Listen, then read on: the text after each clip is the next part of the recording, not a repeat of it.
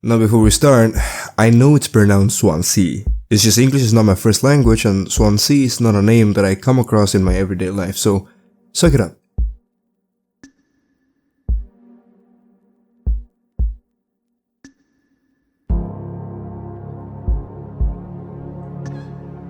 I love indie games. With how saturated AAA production has been with corporate greed, politics, and agendas, it's a breath of fresh air to play something that feels like it's made by an actual person. Something with personality. Something with a clear idea and the creative freedom to realize it. However, back then, I'm not the target audience for a game like Mouthwashing. I usually fill my weekends with competitive multiplayer games with my friends. I barely play any single player games, let alone ones that are very heavily leaning towards the narrative. And with me starting this channel, that window of opportunity opens up for me to actually experience these kinds of games. And boy, Mouthwashing is one heck of a game to start off with. Mouthwashing opens up my perspective on how video games can be used as a medium to deliver narrative unlike any other. Because you experience the game, the narrative, from a first-person perspective, it's only natural to put yourself in the shoes of the character you're playing as. In the case of Mouthwashing, you play as the character of Jimmy, the co-pilot of the intergalactic space freighter Tulpar. Alongside some of your freighter crew, Anya the nurse, Swansea the mechanic, and Daisuke the intern, you sit down in the lounge area discussing whether or not they should open the cargo of the Tulpar to see if anything can help them to survive. Now, we can piece together based on the starting scene of the game that 2 months ago, the Tulpar had collided with an asteroid, and the damage had caused the freighter to lose all functionality. Well, I guess we are steering right. Extreme warning. Direct collision course with orbital body 1.9 AU away. Engaging autopilot to recorrect vessel, advise crew to take up emergency positions. 4,000 credits docked from crew pay package for failure of navigational staff. Oh, credit score is going down. It's locked. I can't use the key, no? There you go. Disengage autopilot. Oh my god, hello? So now, and the crew of the Tulpar is drifting across the deep space, with little to no hope of ever being saved. The gameplay involves a lot of you walking around the Tulpar searching for stuff. So the first time you explore the freighter, you'll come across some of your crew members like Daisuke in the lounge area, and Swansea blocking up the door to utility because he said it is filled with a thick wall of foam. Across the Tulpar, you'll notice a lot of company propaganda posters tackling the subject of teamwork. All says Lanahan. Teamwork is the soul of success. When you have completed your task, always check it on other tasks. HR complaints about poor team synergy may result in collective punishment. Resting hours. Poli says rise and shine. Sleep is the best rest after a long day of work. Earn that rest, don't overdo it or fall behind. Do not indulge in over 5 hours of rest. Indulge in 5 hours of rest? Brother, humans need 8! And many more regulations. However, you'd notice that the guidelines displayed here actually revealed how unethical Pony Express work regulations actually are. Now, this is a bit on the side note, but my 9-to-5 job is in construction and electrical, so I'm actually well aware of company propaganda such as these. But the one I saw in this game was downright awful. Pony Express really pushes down on their employees, stripping as many rights as humanly possible while penalizing them on regulations that are supposed to be the company's responsibility. I know this might sound like a side thing from the game story, but I think this also adds into some of the driving factors of the narrative that shaped our characters here. The awful working conditions of the company are an external stress factor for the crew of the Tulpar. Later on, it is mentioned that this intergalactic delivery trip could take years, and to imagine that these people are cooped up in here in this small environment with the only bare minimum to facilitate their basic human needs and off company guidelines for that amount of time, it's not a surprise for me if this line of work changed people in more ways than one. I know that the setting is painted as a dystopian future, but from the many dystopian fiction that I've consumed, the world of Mouthwashing is one that hits really close to home for me. It is an awful yet grounded depiction of reality. As much as big corporations like to proclaim themselves as for the people, at the end of the day, they all hold the same value, maximizing profit while minimizing costs. It is the basis the fundamental of business that any company would follow to make any sort of profit. But the question arises, how far are you willing to go for this ideal? Later on in the game, it would actually be explained why Pony Express had such policies the way they are, but we'll get to that later. As you continue exploring the Tulpar, you come across Anya in the medical bay. And here's where we meet another important piece in our story here. Curly, the captain of the Tulpar himself. Although he might have seen better days in his career. Oh, buddy, hello, Curly. Curly, are you the one who crashed the ship? Answer my question. Dude, you're... Oh, shit, dog. Oh, hey, man. Damn, looking good. I'm not gonna lie. Despite me making fun of the situation, because that's how I cope with emotions, it is apparent that Curly had taken severe injuries after the crash with the asteroid. Honestly, it is a miracle that he is still alive, although barely. His skin melted off his flesh, his face bare to almost just his skull, and his motor function is barely there. Anya, our nurse, would then ask your help to administer painkillers for Curly, since she couldn't stand the sound of Curly's pain when she administered the medication herself. He doesn't want to keep still anymore. What about the painkillers? It just hurts him so much I can't stand the noise. You did make it through nursing school, right? Pony Express sure does know how to cut corners, if for nothing else. I was thinking, we never went back into the cockpit after we dragged him out. It's almost entirely foamed up. Kind of a miracle Curly didn't end up fossilized. But it could still be unstable. I just think, well, it's the only place the code scanner could still be. Otherwise, we're shit out of luck. I'll take a look. I know you'll figure it out, Jimmy. Aw, you're so capable. Damn! Oh, also, well, I was hoping you could help me with Captain. Curly. Right, sorry. With Curly's medication? People have to be worth their titles. Whoa, okay Jimmy, calm down. We're in a rough situation here. People are used to calling Curly Captain. Maybe, I don't know the situation here. Don't let the power go to your head, Jimmy. Don't you think, Nurse Anya? Yeah, forget I asked. I'll take care of it. Jimmy, your character, brought the argument of how Anya is the nurse of the Tulpar, and that it's her responsibility to attend to the crew's well-being. At this point of the conversation, I actually agree with Jimmy. Keep in mind that I was going into the game blind, but I do believe in the sentiment of Jimmy's argument. The crew have to do their specific role that was assigned to them in order for the workplace to be functional. However, I wasn't 100% with how Jimmy had delivered the message to Anya. After the crash and Curly's injury, Jimmy, the co-pilot, had taken the mantle of acting captain for the Tulpar. Although the term acting captain falls in the line of practicality, from the conversation that Jimmy had with Anya, it is apparent that Jimmy is a bit obsessed over the captain title. So much so that he reprimanded Anya for still addressing Curly as the captain, reminding her firmly that Jimmy is the captain now. In his eyes, Curly in his current state does not fit the title of being called the captain, and in his words, people have to be worth their title. After agreeing to Anya and her request, Jimmy administered Curly his painkiller in an audio scene that was way too detailed, in my opinion. Sorry, Curly, hold still, eh? I don't like this any more than you do. You know what they say, pain is how we know we're still living. Alright, here we go. I can't bear to listen. Excuse me, sorry. Oh, there goes Anya. Okay, drink up, buddy. Painkillers. Bro, oh god.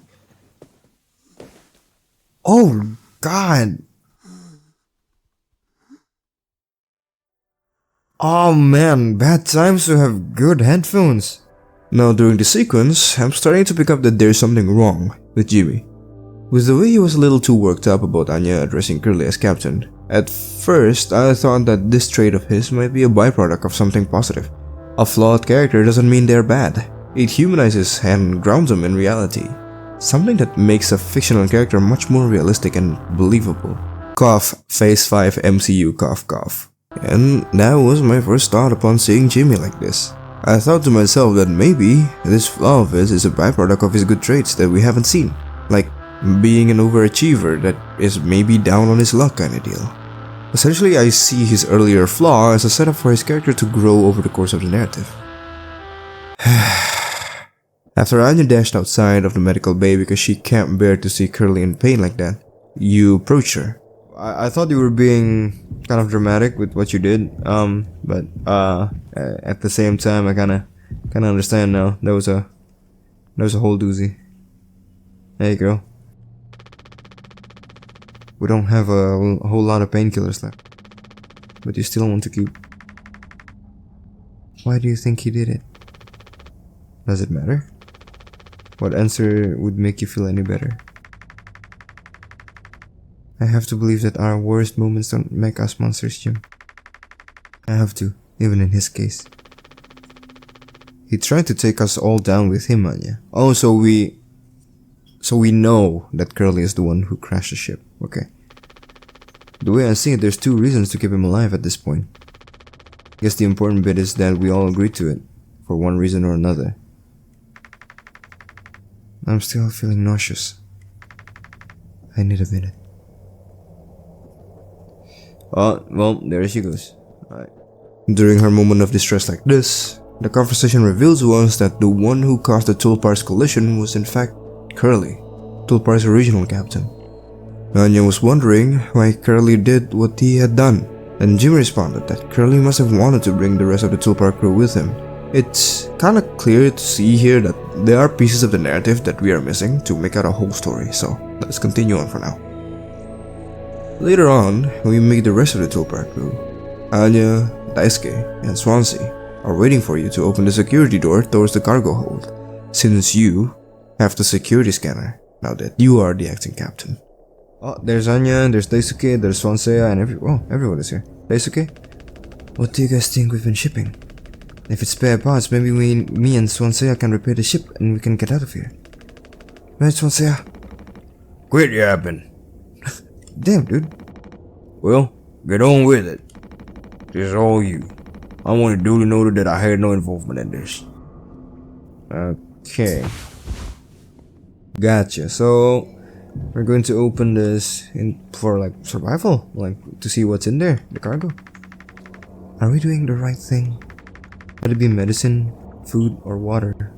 Entry is strictly prohibited to unauthorized personnel. Captain has been equipped with a standard issue code scanner to unlock the door in case of emergency.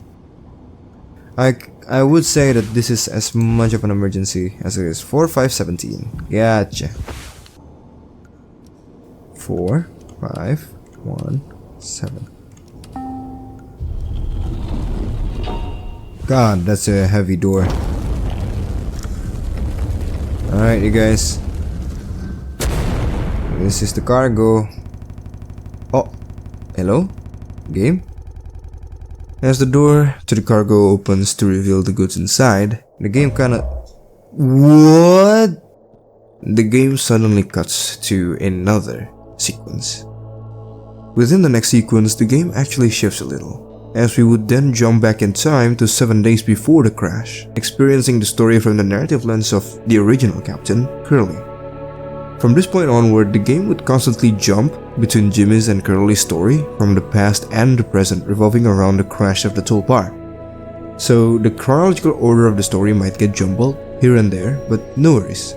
I'm here to hold your hand through the story as long as you promise to give this video a like. Alright, let's continue. Are you listening? Oh, I'm Curly now. Yeah, damn, I'm so sorry. Couldn't sleep again. But I passed the psych eval. Well, you gave the same answers as last time. I do wish you'd open up a little more, Captain. These evaluations aren't just about you. As long as I'm fit to fly in your eyes, Anya. Oh, stop it. Guess that means I only have one more eval left to do. Jimmy? He acts as if I do these things for fun. The first instance of jumping into the narrative lens of Curly, you found yourself in a medbay with Tanya, finishing up your psyche eval. After a bit of conversation, Anya told Curly that the only one who had not taken the eval was Jimmy, although she feels uncomfortable with taking Jimmy's evaluation. The guy never seemed to take her seriously, saying stuff like, I found myself sexually excited at the sight of cartoon horses. What? Huh. Well, I could take it off your hands. Really? I've known him for a long time. He won't try any bullshit with me. I suppose you are the captain. I am the captain. Thank you. What a relief. Hearing this, Curly offered to be the one taking Jimmy's eval in her stead, since Curly had been a longtime friend of Jimmy's. So, off you go, to explore the rest of the toolbar before the crash. Oh, that's a lounge area. The lounge area looking better before the crash. This section of the game where you play as Curly, you get to see the crew of the toolbar before the incident, which actually feels kinda nice. You were requested to see Daisuke and Swansea in utility, and what transpired was one of the cutest scenes in the game. Hey, who are you? You're new. I haven't seen you before. Oh, that's Jimmy. Okay. And Poli Express said they don't provide onboard entertainment. Feels like there's always something broken in that room. Toolbar's starting to show her age. Fast inspection, right? Shouldn't be an issue. Plus they added Daisuke last minute. And I count that there'd be 5 of us now. I really should have made a bigger stink about that. Maybe you should intervene. Or we could just close the door. Your call. So we're talking about Daisuke and Swansea, right? Oh, yep, there he is. Oh, what are these, like cryotube? Hibernation chamber? Alright boys, what is happening here? Well, I can see the issue. The kid was brought on just to make me suffer. Enter my ass. I was just trying to fix the fan. How did that trigger the emergency foam?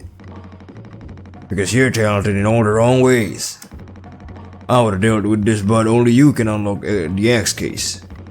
Every goddamn thing has to go through you. I'll handle it. Hang in there, Daisuke. I got the axe. Oh, let me select the axe. Use axe. Alright, here we go. Oh, okay, I can chip away at it. Oh god, yeah, the sound in this game is pretty fucking good in a bad way. Ugh, it's so detailed, fuck. Youch. Ugh, strong stuff, huh?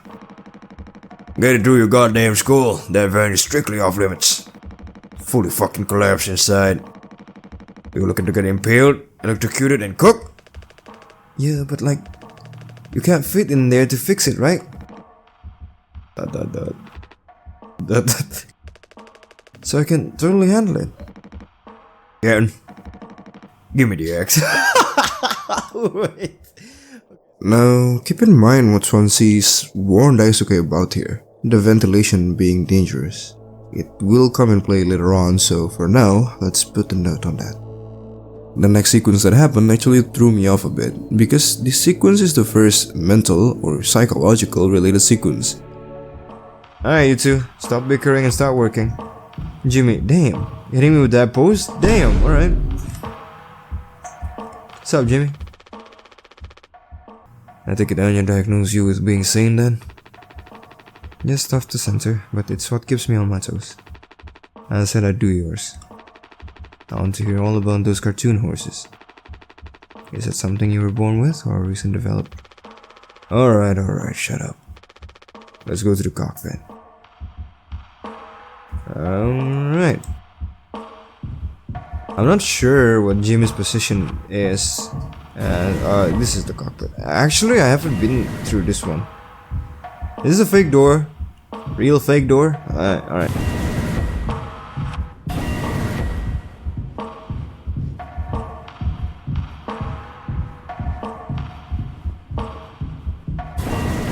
As Curly is making his way from utility to the cockpit to take Jimmy's eval, the soundtrack suddenly distorts. You remember the way to the cockpit not being this long, yet you found yourself walking through an endless corridor and opening endless doors until... I don't remember the cockpit taking this far of a journey to get there. So Curly is actually losing his sanity. But he's keeping it pretty well from the others. Interesting. Oh shit. That's a slip and a fall. Whoa. Now, let me be 100% real here with all of you. Doing my playthrough, I wasn't fully expecting Mouthwashing to be a psychological horror game. Because of the game's aesthetic being the retro-futuristic kind of style, I guess I've kind of expected a story along the lines of 1979 Aliens, where there would be an alien life form that infiltrated the ship or something like that. Even this far in the story, my mind subconsciously still thinks that the story would go in that direction. Something along the lines of, oh, what if an alien life form from the asteroid had infected Curly because he was in the forefront of the crash? Or something like that, I don't know why. So it was at this point that all my expectations were thrown out the window. Oh god, is this what I think it is? Oh lord, oh hello, oh, whoa. Shit, dog. That's pretty. Is this what going insane feels like? Because this is me, after 2 or 3 couple of drinks. Whoa. Yeah? What's that? Oh. Yeah. It sounds like a whale. Or a guitar riff. Emergency. Oh, whoa, oh, I'm having shivers. What's going on? What's going on? Oh, get me out of here, please. Oh god, blood pool. Ladders. Okay, nothing behind me, right? Oh god. Shit, this game gives me so much anxiety. What is going on? Oh, it's there. Oh, fuck. Can we get out of here, please? Oh, Curly, what the fuck is wrong with your head, my man? You're saying shit like this? Oh god, okay. Okay, I can't turn around anymore. Oh, light! Go towards the light! Go towards the light! The siren! Oh my god, it's filling up my ear. Go towards the sun? Hello? During the sequence, we peer a little bit into the psyche of Curly. Now, a lot of the symbolism presented here kind of goes over my head because 1, I was too busy being scared, and 2, yeah, I was just scared. At this point, I start to wonder to myself, is Curly alright in the head? Is he actually mentally disturbed and has been lying in his psych eval? What is this sequence that we're seeing right here? Now, all of this, the symbolism and the imagery would make much more sense in the next scene, so for now, let's keep a tab on those. God, Curly, what the fuck is wrong with you? He needs help, and I think he's covering it from his crew. Oh god, we finally reached the cockpit. Hey, what's up, Jim? You can't just make something up for this? It's not like these evals are ever go anywhere when we get back. We'll power through it. Have you been able to complete your mandated task as co-pilot efficiently and to your fullest capacity? Oh, Jim is my co-pilot. Alright. Let's see. After successfully making your way through that nightmare, you finally reach the cockpit where Jimmy is. The two had a little chat before commencing the eval, and then continued on with their conversation. And I have to say, this particular conversation between Jimmy and Curly here is one of the dialogues that I love out of this game. I'll just put good for that one. That's all of them. Done and done. How are things otherwise? Off the record. I like it. We're in control here. Didn't think you'd ever take to being a fighter pilot as well as you have. What with how you struggled back on Earth? Sure, all I ever hear is how great of a leader you are. Honestly, it's kind of annoying. Here we get to see the extent of Jimmy and Curly's relationship. It is apparent that both go way back, even before the career at Pony Express. But here, Jimmy also expressed how he views Curly from where he stands. He sees Curly as someone that everyone praises, someone that earned the recognition of others, someone who has got it together. It's kind of obvious here that there's a sense of envy coming from Jimmy. But at the moment, this interaction can be brushed off as two close friends having a really open conversation about themselves. So what is it? How come it always seems like you're standing on the edge of a bridge with your feet in cement? Jimmy wonders, even with all that success, why does Curly always seem like he is displeased with himself? Curly responded in how he sees himself in the current situation.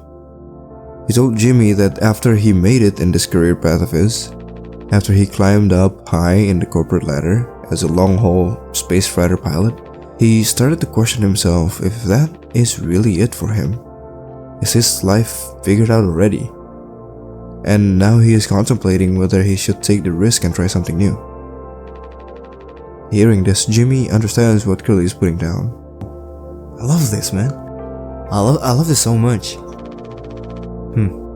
I guess I get it. You reached the highest rung on this ladder. So now you're thinking you might be on the wrong ladder altogether.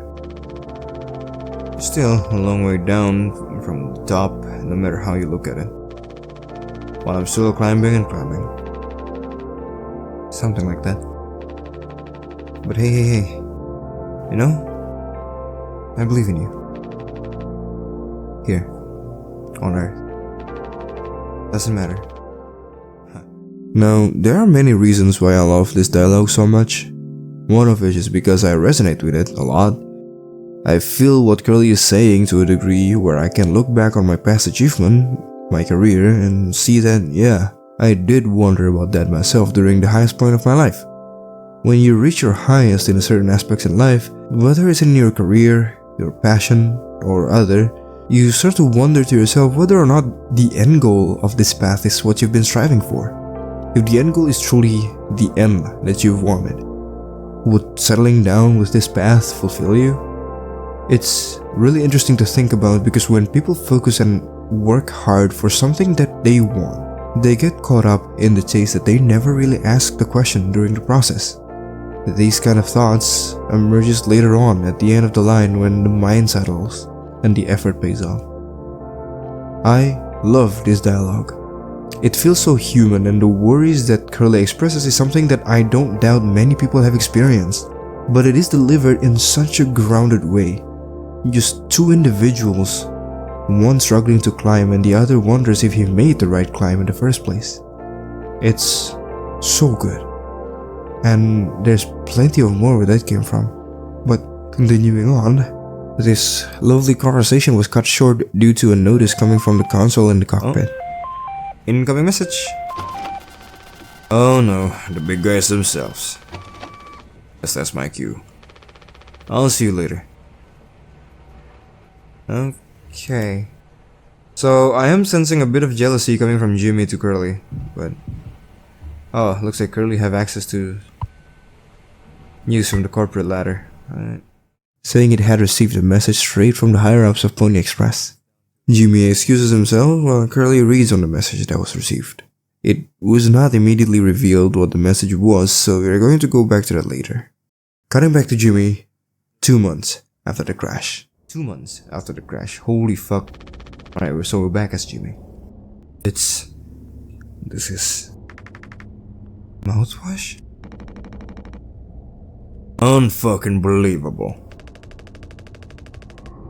There's gotta be a notion of the stuff in here. This room looks freaking endless. Is what they have 5 people hauling for over a year? All of this for mouthwash. The sugar content probably offsets any potential as a disinfectant. Disinfectant? What are you? Let me see that. 14% ethanol. Huh. I suppose we smell good at least? That's right, kiddo. You can bet your ass on that. What are you doing? Stop that. Oh shit, Swansea. Ooh, oh, shut up. I'm just an old codger taking care of his dental hygiene. Right after the door of the cargo hold had been opened, the crew of the ship realized that their cargo was not the helpful item that they had hoped for. No, it was in fact just a shipment of mouthwash.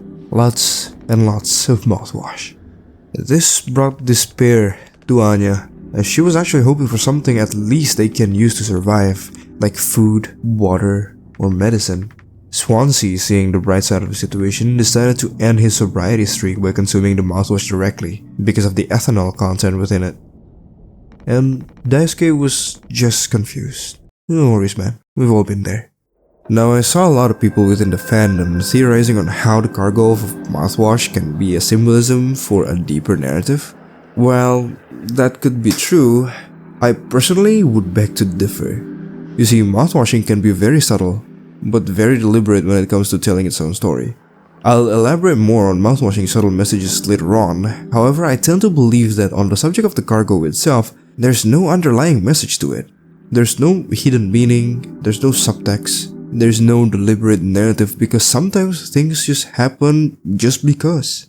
Even an event as tragic as what happened in the tulpar happened just because they were tasked to deliver something as meaningless as a mouthwash. Although, that's just my take on it, so moving on. We would then shift back again to Curly, 6 days before the crash. The very next day after he had received the message from the higher-ups of the company, and today he's bracing himself to break the news to others.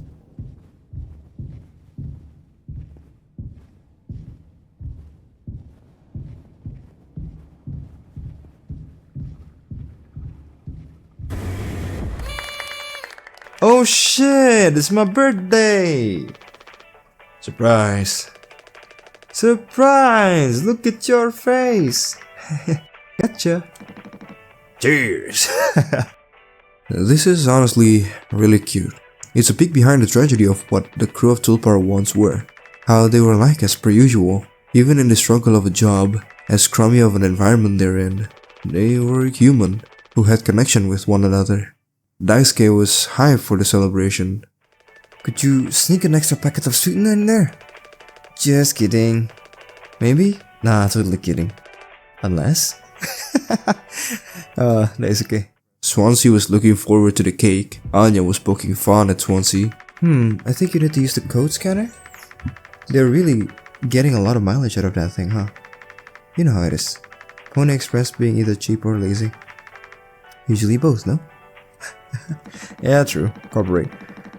You're gonna use that Poli Express provided cake recipe? At least make it correctly. You should find the ingredients and recipe in the kitchen. Swansea really likes that cake. Don't tell anyone. I see you, Swansea. I see you're secretly a fan. And Jimmy was actually looking forward to this once per trip celebration. Sorry for jumping you. This whole thing is corny. But you know, it's kind of a tradition now. I dare say I almost look forward to it. Oh. Nothing. Yeah, no, I agree. Oof, Curly, what were you about to break to them, dude? But as all good things must come to an end, so too does this upbeat moment we have in the story. Alright guys, thank you for waiting, thank you for being patient, but here comes the cake. Ta-da! Even has a little song. Let's go! Alright guys, here it is. Aw, thank you everyone for throwing this party for me. You gotta make a speech. Can't argue with that. Speech! Speech! Speech! Go on. Hey. What's wrong? Ooh. That's all it said in the report from management. What? Don't skip it! I wanna know! What did management says? It was on the message on the corporation, right? Fuck! we will receive the paycheck for this delivery. I don't know any more than that. Pony Express finally kicking the bucket, huh? What a joke. And where the punchline? I don't have any savings. They can't just do this, right? Pony Express was one of the last man crew freighter companies. The writing's been on the wall for a long time. When did they tell you? Earlier this week. I was instructed to wait until we're closer to the haul destination. But I can't keep something like this from all of you.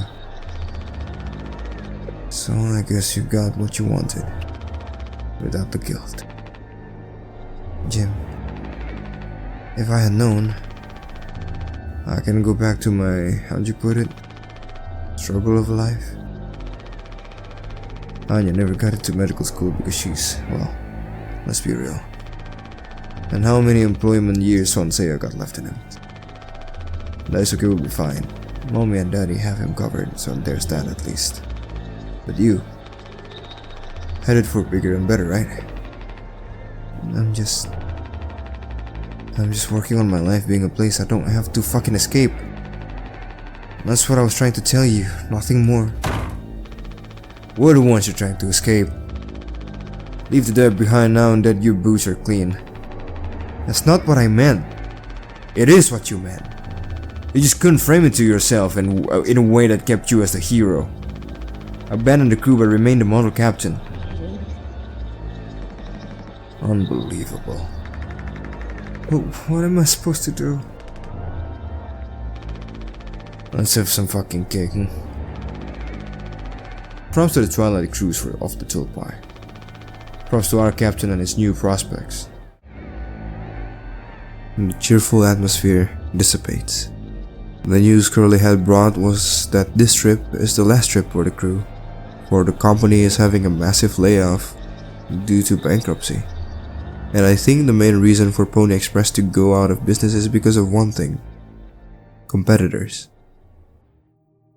Like Swansea had revealed, this was a long time coming. Pony Express is one of the last manned crew freighter company. Now, this is an excellent bit of exposition on the world building. It was not too on your face about it, nor was it too exposition-y. From what Swansea said, we now know that there are many other intergalactic freighter companies just like Pony Express. However, with how technology progressed, more and more of these companies started using automated freighters. Unmanned drones replacing actual crews of long-haul space freighters, not only optimizing their efficiency and productivity, but also negating the fees and operational cost of employing human crew. Now, the reason why Pony Express hadn't converted their business model to automated unmanned freighter is unknown. It could be that the initial cost of converting their business model was too much for them to handle, or simply it was not within their interest to replace their human crew with machines. Whatever the reason might be, it is clear now why Pony Express had taken such measure to minimize the cost of running the business without converting. They were struggling to keep up with their competitors who had optimal and efficient machinery running the trip for them. With how long this competition has been going, it would be logical for Pony Express to only get more and more extreme with their regulations and policies towards their employees. Since the demand for human fighter crew was also on the decline, the workers of Pony Express also had no other choice but to accept these terms and try to put up with it. Since if they show any kind of retaliation, it's basically like biting at the hands that feed you. Fighting the only company that can give you this job. But now, Pony Express has fallen over the edge, finally kicking the bucket, because they can't keep up with the change of the era. Now, this problem is something that we see ongoing in real life as well. I have many friends who work in the creative industry, many artists who are not only talented but have honed their skills throughout their career, people who are ambitious enough to turn their passion into a career path for them. And now, with how advanced AI has become, machine-generated pictures are becoming an easier and cheaper option compared to their human counterparts. It is getting more and more difficult to separate real art and AI-generated pictures that is flooding the internet nowadays. These friends of mine had experienced the struggle of finding a sustainable job, layoffs, and again, extreme working regulations, and it's honestly just sad to see people with so much passion and creativity, so much talent and skill, to be shoved down like that. More and more art on the internet that came from an actual artist, that was created with true skill and effort, gets shoved to the side because of the sheer amount of AI generated images. I really hope for the best for all professional and aspiring artists out there.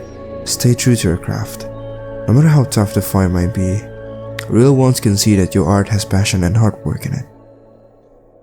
The topic that is tackled here might be just a side story, might be just a one-off comment coming from Swansea, but it is again grounded within the struggle of our reality. It makes me draw a parallel to the struggle we have in real life, and honestly I think it just goes to show how good the writing of Mouthwashing is. This bad news would be the catalyst for the chain of unfortunate events that will unfold later on. However, it is not the sole reason, it is merely the straw that breaks the camel's back.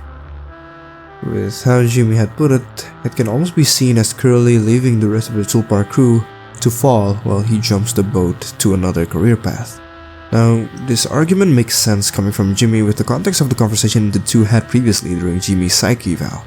His outrage after the news is fueled by his already growing envy of Curly, and now during this confrontation, his outrage turns into voicing the worries of some of the other crewmates. This scene is just heartbreaking. While it is unfortunate that this has befallen the crew of the Tulpar, who were just struggling to make a living, it is also heartbreaking to see Curly being pitted against as the bad guy. From what we've seen, Curly had been nothing but a great captain and a supportive friend of the crew. It just so happened that with how the news unfolds, Curly's notion of wanting to move on to other things in his life seems like he's abandoning his crew to fall back to their life of struggles. Although, I must say that's not all there is to it. If there's anything Mouthwashing is good at, it's subtlety.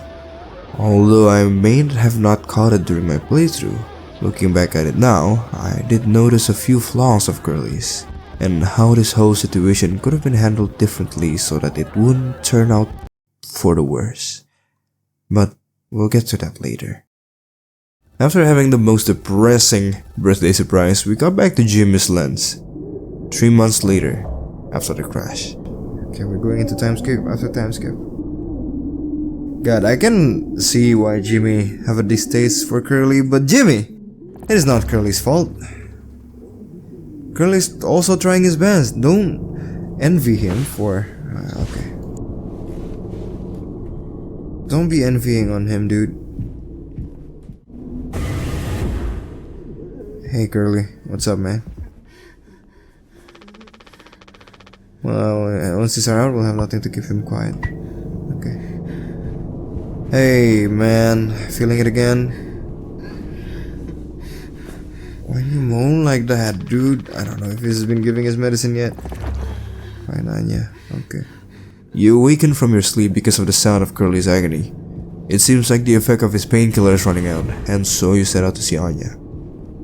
The Tulpar is looking more and more dilapidated as the crew struggle to keep a living in the situation. Food and water is running low, and the ship's electricity is running on backup.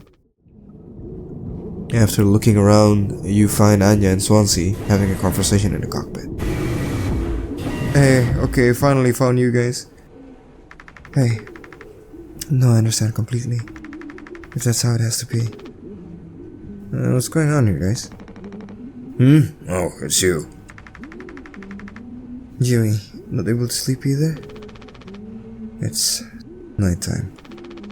Why are you talking this late? Anya, are you crying? No, don't worry, I'm okay. We all need to keep it together.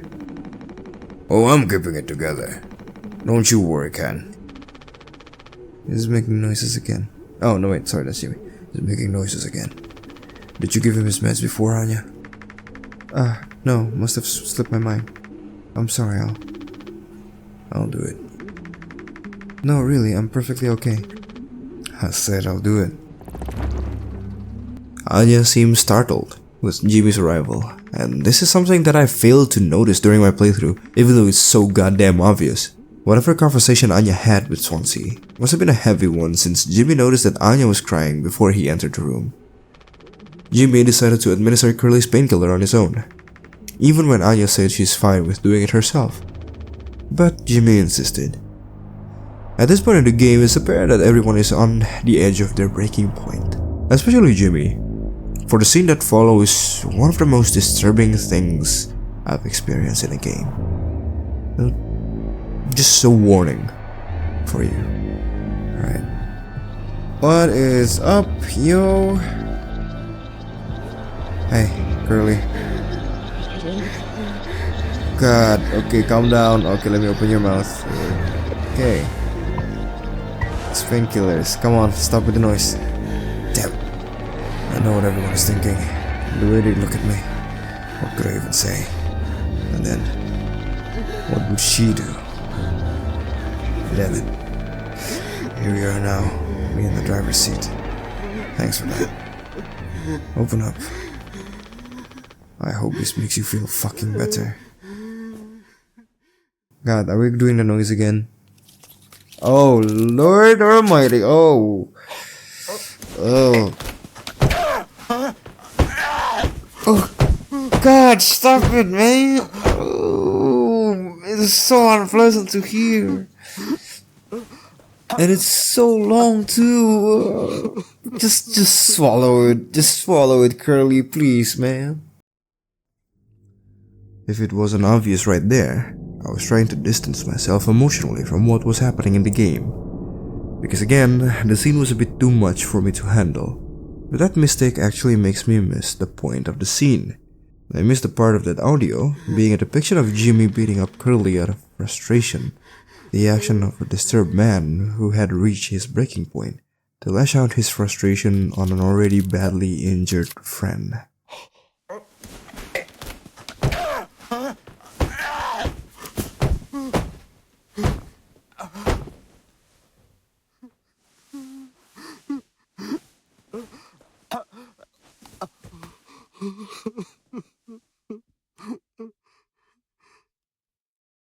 And then, after that experience, we cut yet again. Oh, okay, we're transitioning again. Oh, God, man. Take responsibility. I know it doesn't say that, but... Oh, wait, what? This seems to be a sequence that takes place in Jimmy's mental space, just like how we had one with Curly a few scenes before. I should have some. Why, it's mediocre at best, obviously. Sometimes you can only get the subpar stuff. That's what makes the really good stuff, well, good, right? Why bother? Hey, we all tried to escape. Didn't work for any of us. I've thought many times, is this what peace feels like? And is it good enough? If I'm being real, it certainly isn't the best. So all I can do is try and make my life one I'm not trying to run from all the time. Sometimes I'll be promoted, buy a house, and fall in love. But other times I'll just have some awful fucking cake with my friend. Right now that sounds pretty brilliant, yeah? So if you'll do the honors. Alright. Well, let me go and find a knife. Here we saw Jimmy having a conversation with what I think is his mental personalization of Curly, asking to have some of his birthday cake before Jimmy gets up to get the knife. God. Wait, what? Hello? Did Swansea murdered someone? Feast. Oh! Oh God. Oh.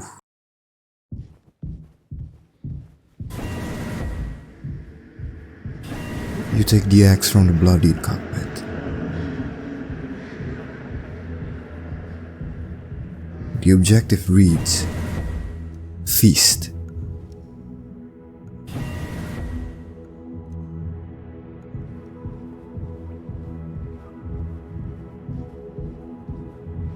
As you make your way back, the music starts to swell.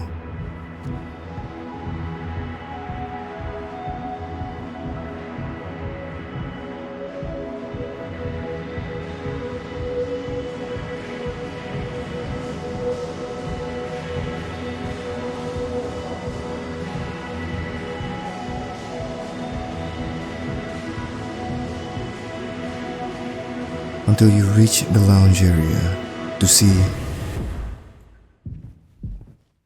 Holy shit. No. No.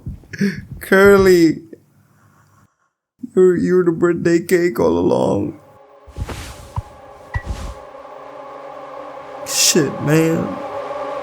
Now if you are confused at this point, no worries. Me too. But I'll assure you it'll make sense much later, so hold on to that. We cut to the next sequence. 4 months after the crash, and things are going down in a bad way. Check on the crew, okay. Okay, the supply is still here. Some of them are emptied. I think Swansea, I've been drinking a couple of them. Ah, god. Oh, Daisuke! Daisuke is wasted from mouthwash. Daisuke, have you been drinking the fucking mouthwash? How many have you had? Those will kill you before anything else. You know, my mom found this internship for me.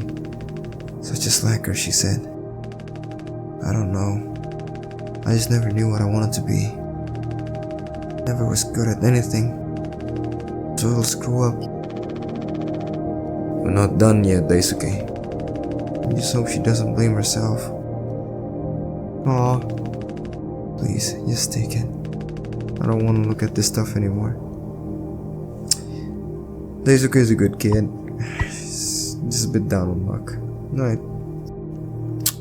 No more of the mouthwash for you, alright? Enough. I wanna be alone if that's okay. Sorry. Yeah, totally, man. Anya, put that shit down. Anya is thinking of drinking the stuff herself. Let's not get to that, come on. Hey. Anya. Oh, you startled me. Sorry. No worries. Are you thinking about drinking that too? Honestly, yeah. It probably just make me feel sick. Wouldn't fix anything. As much as I'd like to. While Swansea was just...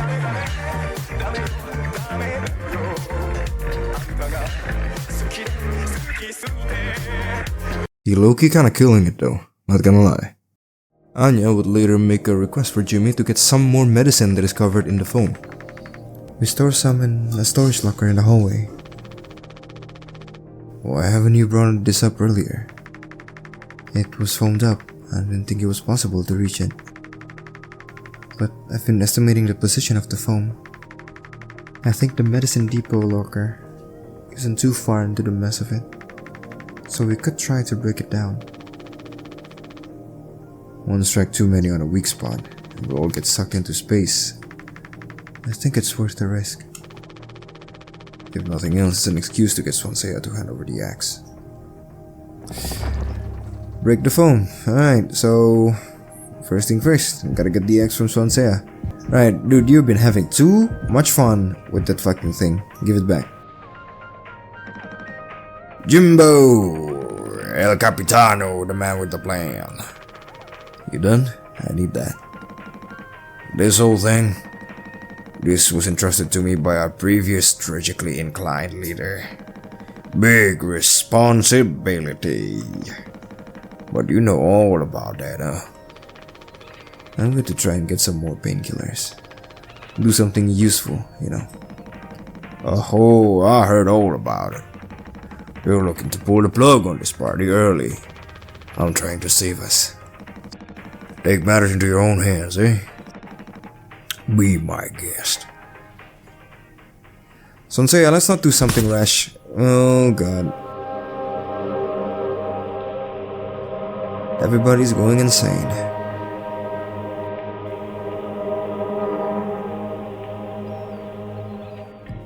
Let's see here. Hallway. Oh, you mean this locker? Okay. Let's use the axe. Can't use it here. Okay, there you go. Use the axe. Okay, let's chop it down. Okay, that should be enough to open it. Property of Pony Express. Take painkillers. Okay, got it. Oh fuck! Anya, scared me. What's up, girl? Oh wow, Jim. You did it! Yeah, it actually wasn't that hard for once, I figured out. Amazing, really. Sure. I hate to ask you again, but could you give Curly his painkillers? It still just makes me so nauseous. You're not serious. Look, I've entertained your sentimentality up until now, but I'm trying to actually fix things, Anya. Oh, what was that? I'm getting us through this. Let's find the code scanner and figure out the door code.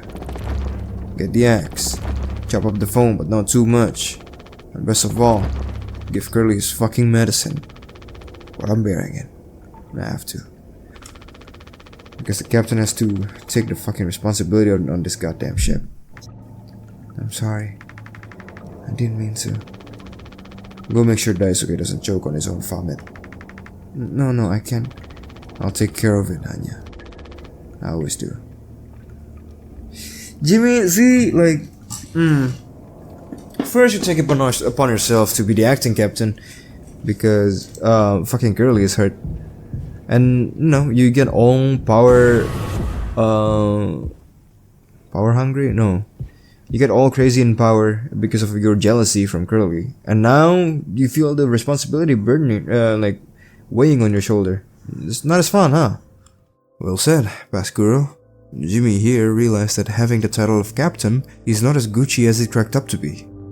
It's obvious that Curly's success as captain came from his experience and hard work, and to just jump in that shoe thinking that you can do just as good of a job is practically delusional, especially if it's only the title of captain and the recognition of others that you're after.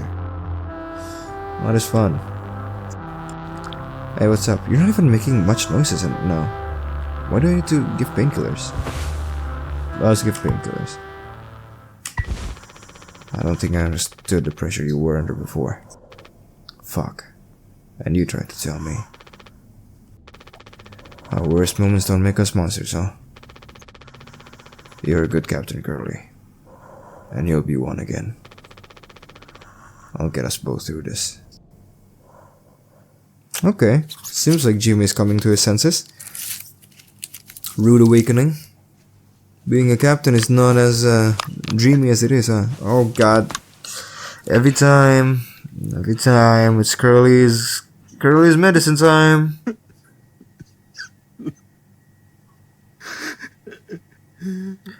Oh god. Was that Jimmy crying? And here, naive Kuro thought that yes, this might be the turning point for Jimmy. He's being humbled right now, so he must be turning for the better, right? He'll become the actual acting captain. Oh, sweet old naive me. The game cuts yet again to another scene. 6 hours until judgment? What? Jimmy! Get the fuck out of here! Oh fuck, what is going on? Hello? What? Utility. Okay, what is going on? Take rope. You can't hide! Oh wow, what is going on? Take metal pipe. I'm gonna drop you into 20 fucking pieces!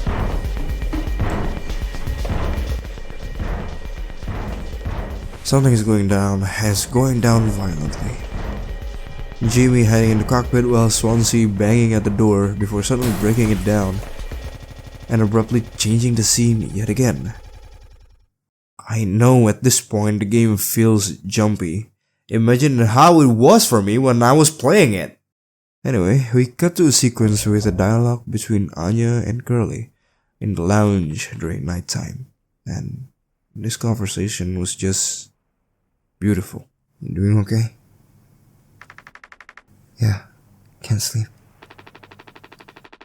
I know how that is. I just toss and turn. Or stare at the ceiling all night. I actually kinda like the nighttime window screen. Oh, so this window screen is how they tell the time. Okay. And now it's nighttime because of the window screen. Oh, okay, I got you. If you can't believe it. So I just come look at it sometimes. If you look really, really close, you can see there's a dead pixel in the upper right corner. There is? That's so? Nope, don't see it. In the back of my mind, it's always there. Now I'll go bonkers looking for it. Cheers. I don't think it ruins the illusion though. It's peaceful. But maybe I'm just used to looking at the bigger picture. How many days of transport do we have left? Let's see. Off the top of my head, around 237 days. Just under 8 months. Hey. Why do you think Pune Express put a lock on the medical room door but not in the sleeping quarters? I suppose for the same reason they put a lock on the cockpit. Safety. Now, regarding the lock, Anya made a comment regarding not having locks in the sleeping quarters. It will play a bigger role in the narrative later on, so keep that in mind. As for the lock in medical, it actually plays more immediate piece for the next sequence. Changing scene again. 5 months after the crash. Okay. So, we have some medicine to... Oh! Jimmy, help! What's going on, Daisuke? Jimmy, it's a total emergency. Calm down. What is it? Anya is stuck in medical. The door won't open. What if she runs out of... something? Right. Let's go have a look. Daisuke brought to your attention an emergency. Anya is said to be locked in the medbay of the ship.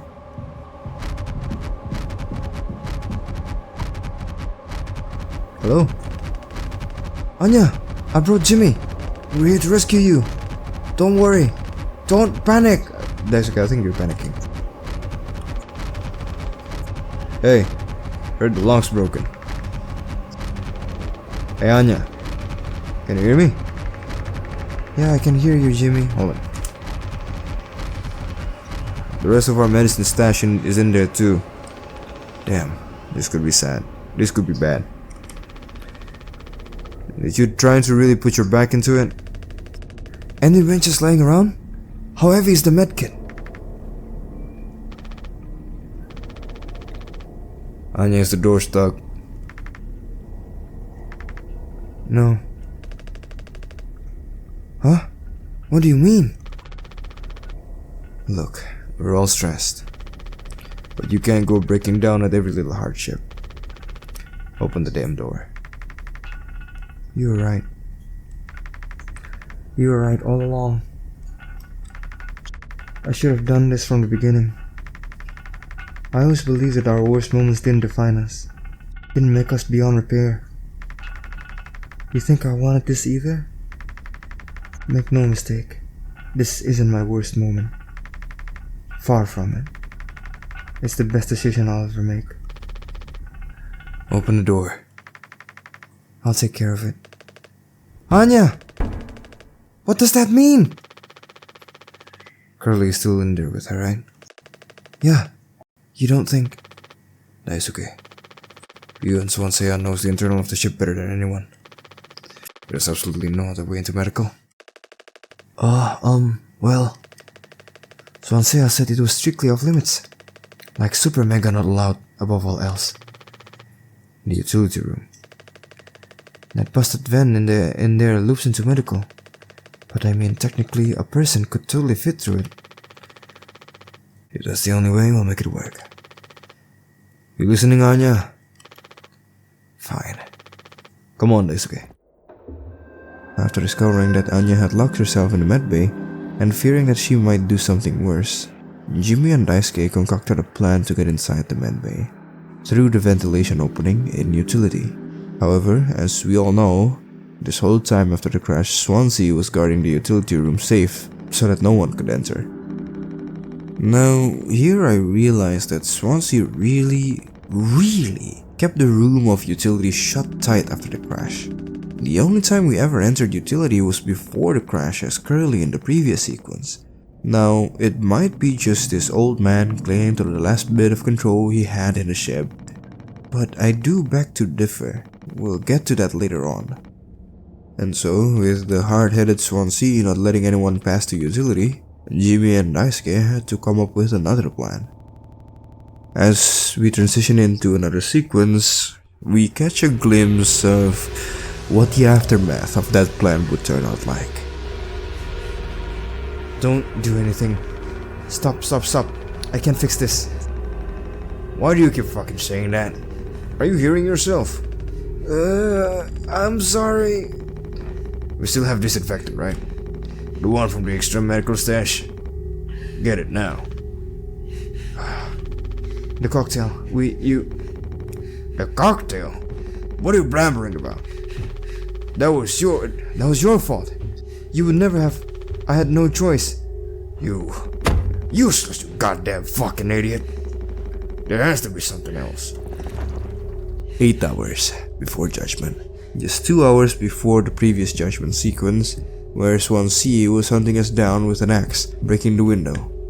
Again, if this is all very choppy in terms of chronology, don't worry, it'll all make sense very soon.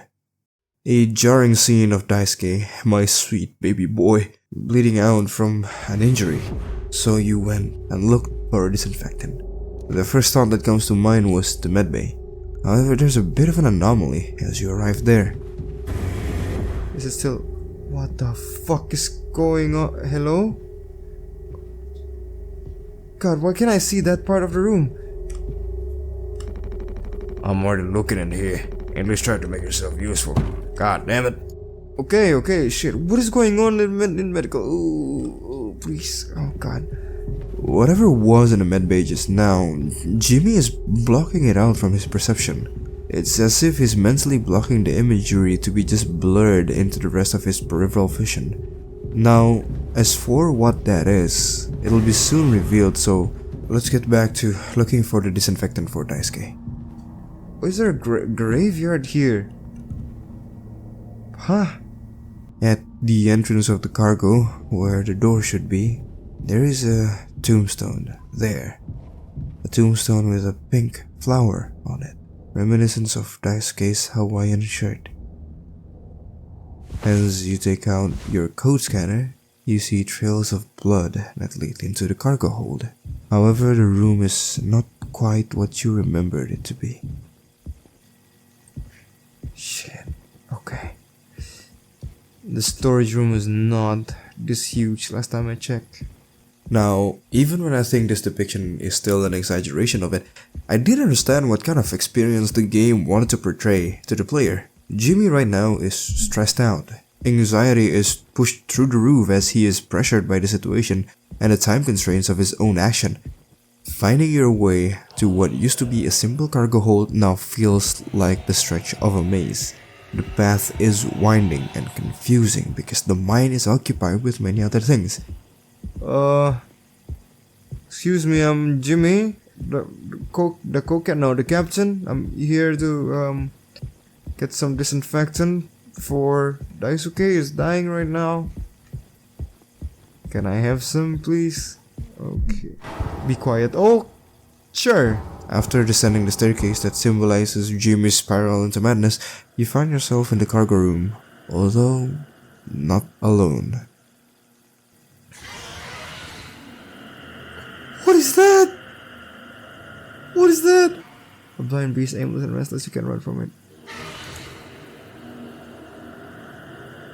What is it? God, dude, what is going on? Just follow the blood trail. What is that? What is that? That looks like missing texture, bro. Don't know what the fuck that is. God, please. Shit. It's in front of me. I can't go there. Ow. Oh, fuck, it's chasing me. No. Run, Jimmy, run. Now granted, the sequence didn't last that long. If you discount my feelings of the attempt, I do have some critics regarding the specific portion of the game. While I believe that this portion of the game is necessary to visualize the inside of Jimmy's psyche, I do feel like mechanically, it could have been handled in a different way. The typical cat and mouse mechanic of a more traditional horror game kind of breaks the flow of the narrative tension of the story. And not to mention, the note we found prior to this section of the game is very tutorial-y. It really breaks me out of the immersion and took me out of the moment when I was feeling the pressure and the sense of urgency to help Daisuke with his injuries. I'm not saying that the sequence is bad, not at all. I think as a horror game, the sequence does its job perfectly. But in the context of the experience we had so far with Mouthwashing, it is a jarring change that, in my opinion, did not help the flow of the narrative at all. But with that criticism out of the way, we did spot that the entity that was haunting us in a specific sequence is a horse-like monstrosity. Now, this game is just layered with symbolism, and this one is something that we have to go back to later, since we are still missing parts of the narrative to make our complete story. God, oh. Okay, back off, will you? Okay, thank you. Okay. Oh, fucking Poli. Goddamn mouthwash. Take mouthwash. After finally reaching the mouthwash you needed for Daisuke, the game abruptly cuts back to, well, Daisuke, writhing in pain because of his injuries. I'm sorry. I messed up. Don't try to talk. God, what was that? Oh, God.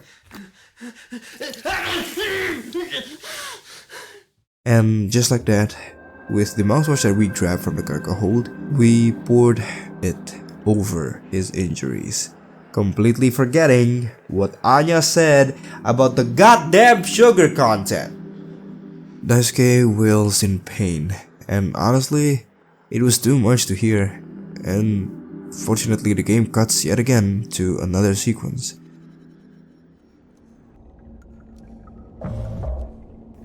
5 months after the crash, okay. I think the van utility connects to the medical. But you heard what he said, going in there now. It's too unstable. Trying to break the foam could risk the air seal. I just don't want to fuck up again like I did before. You heard Anya. I wouldn't put it past her to do something extreme right now. You and me, that's okay. We can save Curly, yeah? I have an idea. You're going to have to trust me. We need to knock him out. You gonna fight him? No. Even he has to have his limits when it comes to booze. We make him pass out. Simple. Safe. He might not even realize we did anything after he fact. There's a recipe for a mocktail in the kitchen. We can follow the step but use different ingredients to add kick to it. Come on. That's right. Jimmy's big idea was to drug the shit out of the old man. Well, maybe not drug, but intoxicate to a very, very bad degree with a spiked drink. Okay, so I can just give him the drink now, right? The fuck is that? Look, we need to keep working together. If this is how I can get us through this without us being at each other's neck all the time, then... Yeah, give it here. We kind of freestyled the recipe. Yeah, I can tell you had a hand in this monstrosity, kid. You ain't no mixologist. Sure as hell ain't no mechanic either. Goddamn, Swansea. Lay off, will you? You never should have come here. Who the fuck even decided to let you board, huh? Stick the idiot with a bunch of sad sack adults and see what he learns, eh? bootstraps and all that. What a lot of horror shit. You think it's all going somewhere, but every failure leaves you a little more mangled than before. Older, uglier, meaner. Smarter in a worse way. All of it doesn't suit you, Swansea. I suppose you think we should all be acting like you. Our hard-working, esteemed captain. I say I take a load off before the sun finally sets on this party. May we never go to hell, but always be on our way. Yeah, drink that spike cocktail, you salty son of a bitch. Ah, it worked. Ah, look at you. Take the utility room key. Oh, Daisuke, you good? Is he still breathing? He practically bounced off the ground. I'll be fine. His tolerance has to be through the roof by now. Probably just wake up with a massive headache. Oh man, it's gonna be so mad. I'll never get a good reference now. Oh. Captain, are you sure about this? Maybe we could talk with Swansea when he's cleared up a bit later. He's just like really into workplace safety and stuff sometimes, you know? We're just like totally cool and stuff, I think.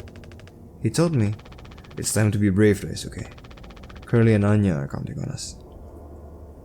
Look, I know that, I don't know, I think Jimmy has a thing for Anya. And also, he's just trying to make amends with Curly. At this point, Daisuke becomes unsure with the plan, second guessing the safety of this and all, since he's taken teaching from Swansea, someone who's really strict when it comes to workplace safety. Jimmy, however, reassures Daisuke that it was fine, and says that Curly and Anya need their help. Feeling like there are no other ways, Daisuke agrees to follow through. Wait. Whoa, it's like barely foamed up at all. Hey, it's those things. I've never been inside one. What are they called again? Cryostasis pods. Oh yeah! These things are far out. Totally sci-fi. Oh, it looks like this one still works. How long can these things even keep you frozen? 20 fucking years. I can't believe Swansea managed to clear all the foam here. He didn't. What? Think about it. Swansea never let you work with him on breaking the utility room foam wall, right? No. It needed to be handled delicately. He said I have way too much athletic strength in my arms. I would've just torn right through the foam. I was like, damn, make total sense. Bummer. But look how busy you must have been. There was never any foam here. And Swansea has known the whole damn time. Just taking a load off before the sun finally sets on this party, huh? That boozed up bastard has been hiding his time until he can save himself. Would getting in the pod really mean you'd get rescued? 20 years more of a chance to get found. I'd take those odds over our current situation. Not like this though. Not by lying through my teeth while waiting for everyone else to die. No man, that just can't be right. I'm sure there's a reason. We'll ask him about it when he wakes up. We'll deal with him after. Right now we have a job to finish. As Jimmy said, it would seem that Swansea had been lying about the utility being filled to the brim with foam. But I don't think Swansea's reason is what Jimmy said it to be. But that'll be discussed later on, so for now, let's continue. And the vent looks like it's still in one piece. Whoa, check out those sparks. I had to imagine how gnarly it looks on the inside. It could somewhat collapse in places. You could make it through. We need to try it. Swansea said it's not safe. I know he forgot to tell us about the pond, but he knows like everything about this kind of stuff. Maybe we should just wait for him to wake back up. You said you could handle it. Swansea taught you well, right? Time to prove it. I'll be impressed when he wakes up. Proud, even. He'll understand why we had to do this, then he can explain himself. You think so? That's okay. Everyone's counting on you. God, Jimmy, I don't like this, man. Leave the poor kid alone. That seems so dangerous. Like, if you're so up for it, then why don't you go up the vent and go to medical? God, dude. Captain's orders. God, ugh. Yeah, I got this. That's okay. Oh no, man. Okay, here we go.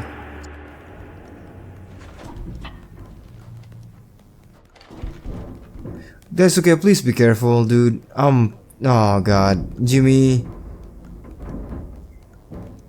You're not supposed to. Dude, that is so unresponsible of you.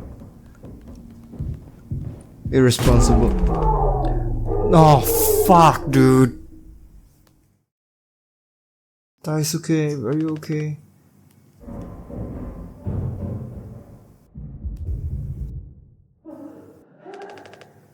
Anya? What did you do?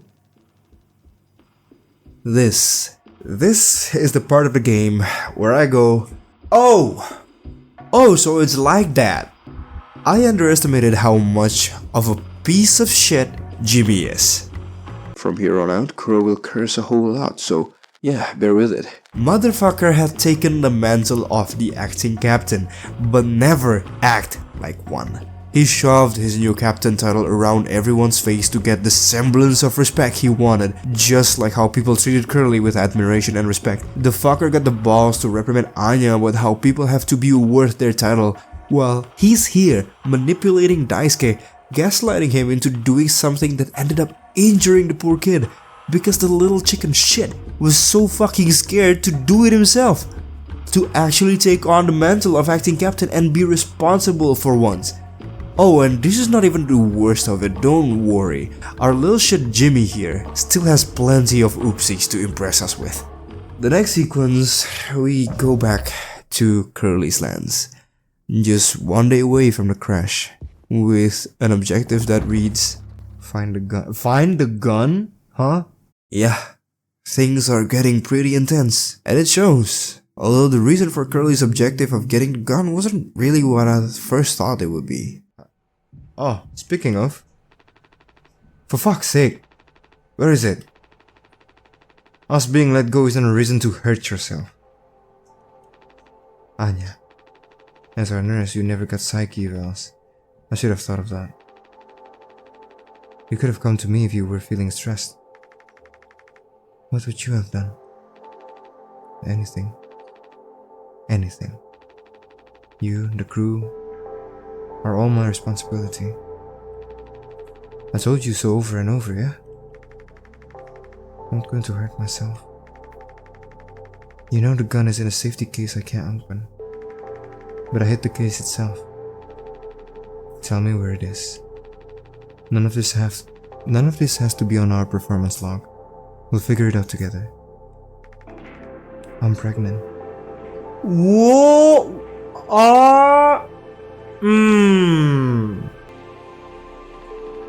You're what? Who would you? Captain. I told you.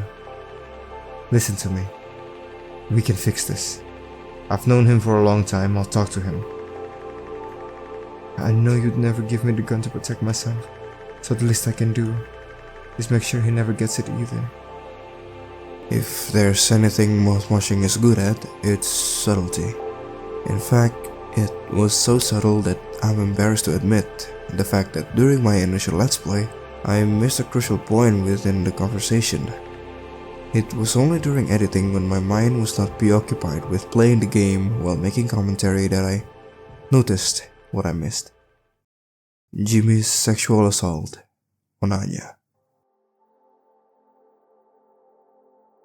Now, sexual assault is a subject matter that is very sensitive and delicate to tackle. And for the longest time, it's a subject that I don't handle personally very well. It's not because I have a past history related to it. In fact, it's quite the opposite. The only exposure I had with such cases are stories from the people around me regarding it. I understand that it's a very real problem that people face in their life. I understand how it can be traumatic for someone to experience, and that's exactly why I don't think I could ever handle such a topic well.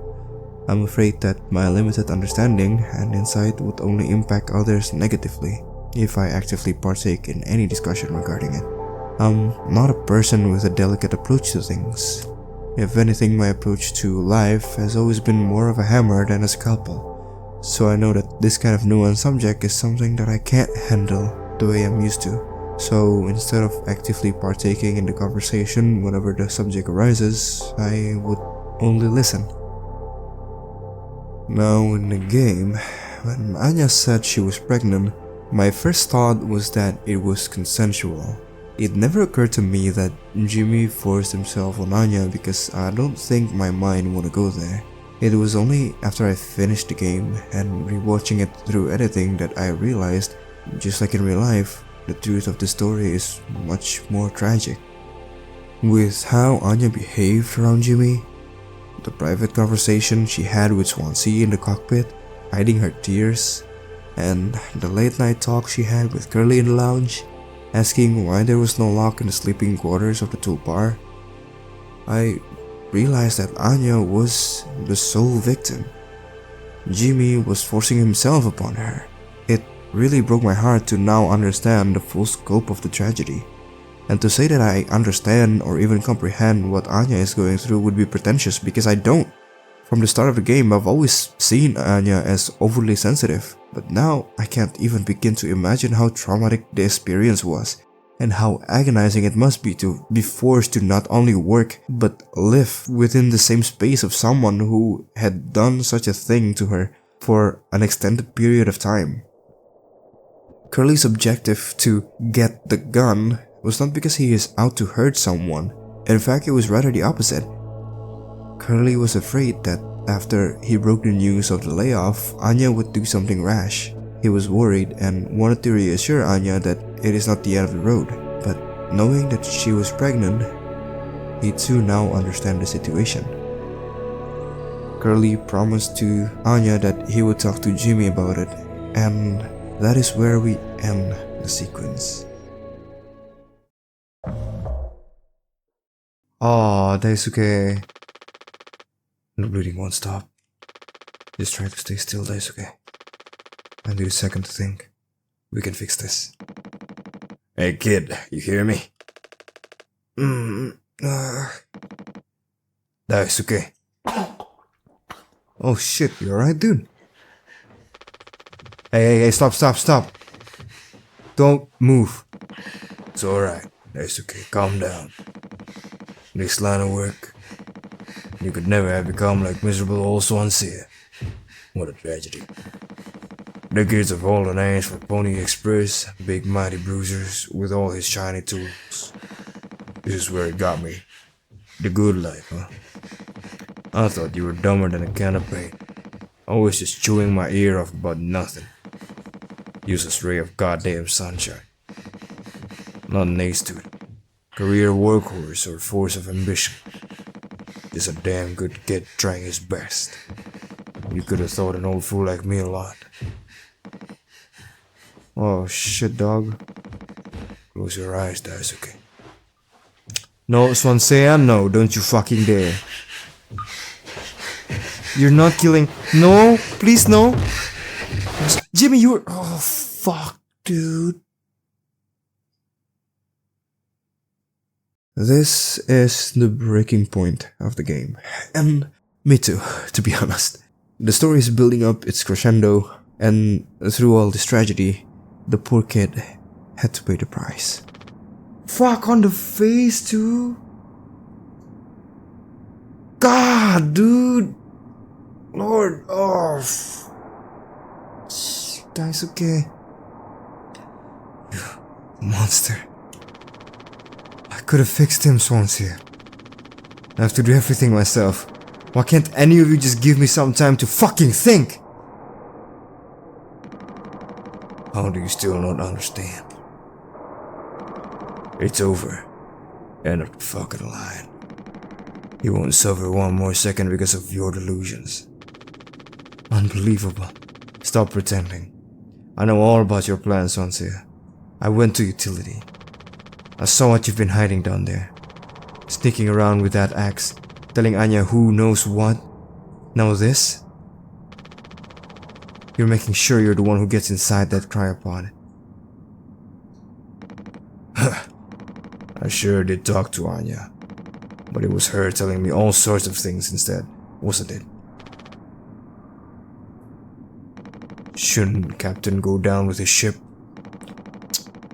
Not that it matters anymore. I ain't got no place to be. I got everything I could ever want right here on the ship. So go ahead and get in that pod. If you ever get found, you can tell them whatever fucking story you like. You've earned it.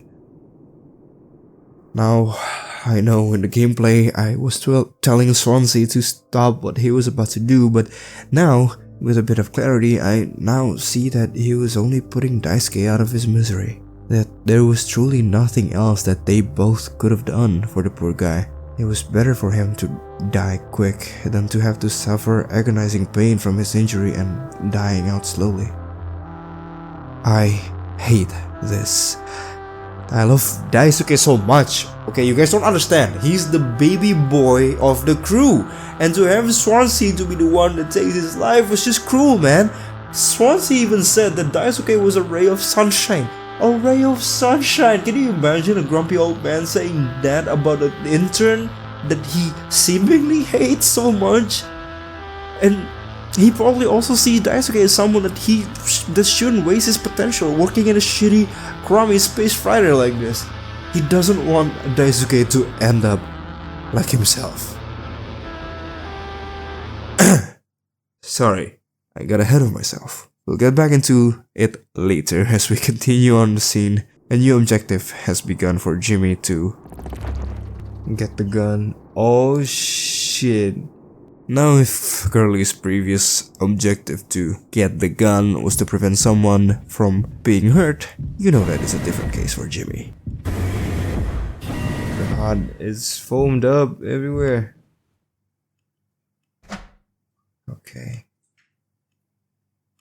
Okay, let's see if we can use the code scanner here.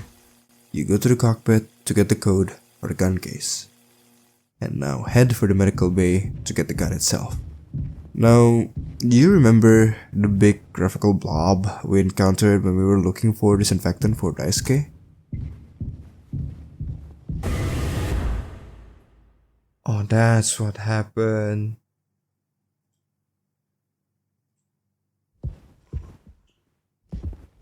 Fuck, Anya, holy shit. This situation baffles me. It hits hard that Anya decided to do that to herself.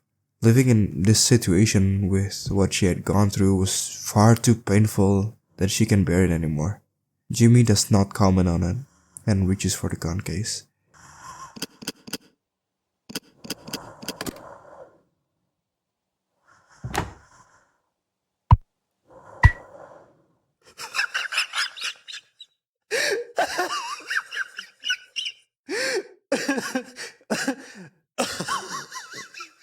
After which you hear Curly laugh as he sees his friend going to the deep end.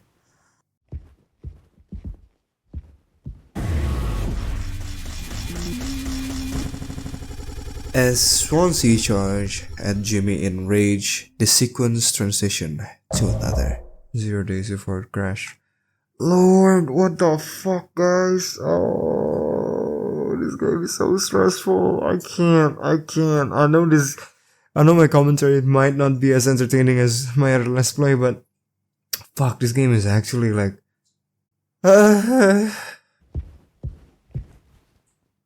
Anya? I told him. Anya, you should have waited for me. What did he say? Nothing that makes any difference. Did he seem angry? Where did he go? He just walked away. Girl, I don't want him in here anymore. Hold on, fuck. Just wait, I need to find him. Everything's gonna be okay. Hearing how the situation had developed, Curly rushes to get Jimmy. Oh, whoa, what is going on? Oh, okay, I need to find Jimmy now. In my mind, I was fully sure that Curly was going to set his foot down, to tell Jimmy what's what and put him in his place. But this is where the flaw of Curly that I mentioned earlier kicks in. Jim, I can fix this. What do you think will happen when we get back? We can figure all of this out. You and me. Whoa, what was that? All I ever hear is how great of a leader you are. God, it's so annoying. But now, what do you think will happen now when we get back? We'll fix this together. Everything you and I work for in our lives, accomplishments, changes, none of it will matter. You've gone through difficult situations before. This time won't be any different. Work through it, one day at a time. It's not just me, is it? You were supposed to be the one who had everything under control. You said so yourself. The ship, this crew, everything that happened here. This was your responsibility, Captain.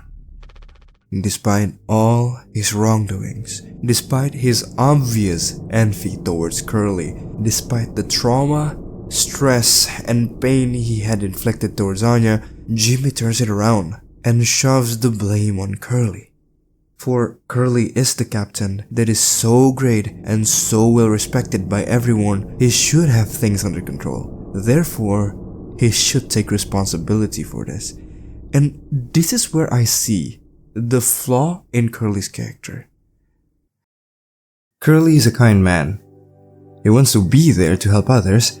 He empathizes with people and wants to support them in any way he can. But in reality, you can't save everyone. What Jimmy had done was beyond saving. He lets his urges get the better of him and forces himself on Anya. It does not matter if Jimmy was your longtime friend. He was the assaulter, and Anya was his victim.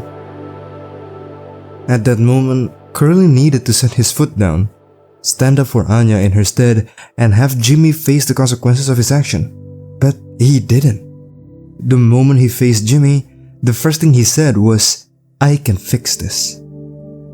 He was not there to confront Jimmy or make him face the consequences of his actions. He was there to help his friend. Curly was trying to look for a way to save everyone, even if one of the people he wanted to save is irredeemable in the first place.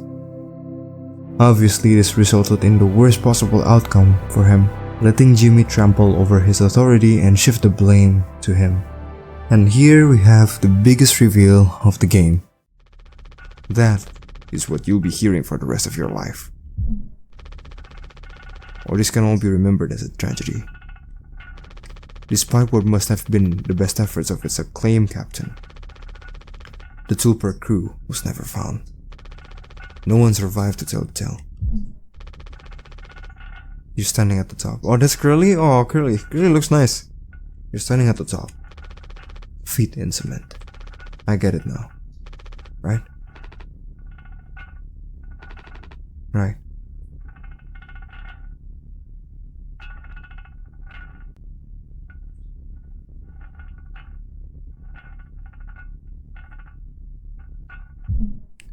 %99 kills. What? Oh, that's the mouthwash, isn't it? I'll take care of it.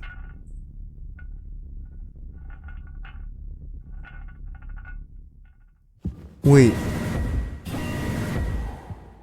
So was it Jim? Not. Oh fuck. Oh lord. Hello? Jim, did you do it? System failure. Oh god. Oh Jim. Jim!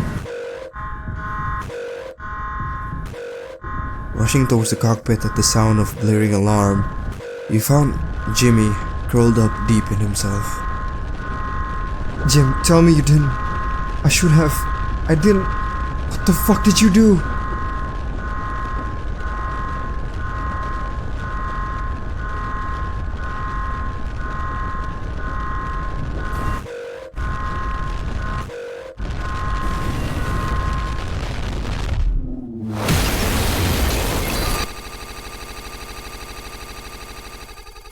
And so, there it is. The one who crashed the ship was none other than Jimmy.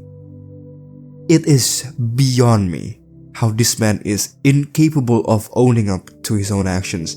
Even from the very beginning of the game, we've been wrapped in his delusional lies. Us, the players. For the longest time of the game, we always thought that Curly was the one who crashed the ship, that he had a turn somewhere along the lines after breaking the news of the layoff to everyone during his birthday. But no, it was Jimmy all along.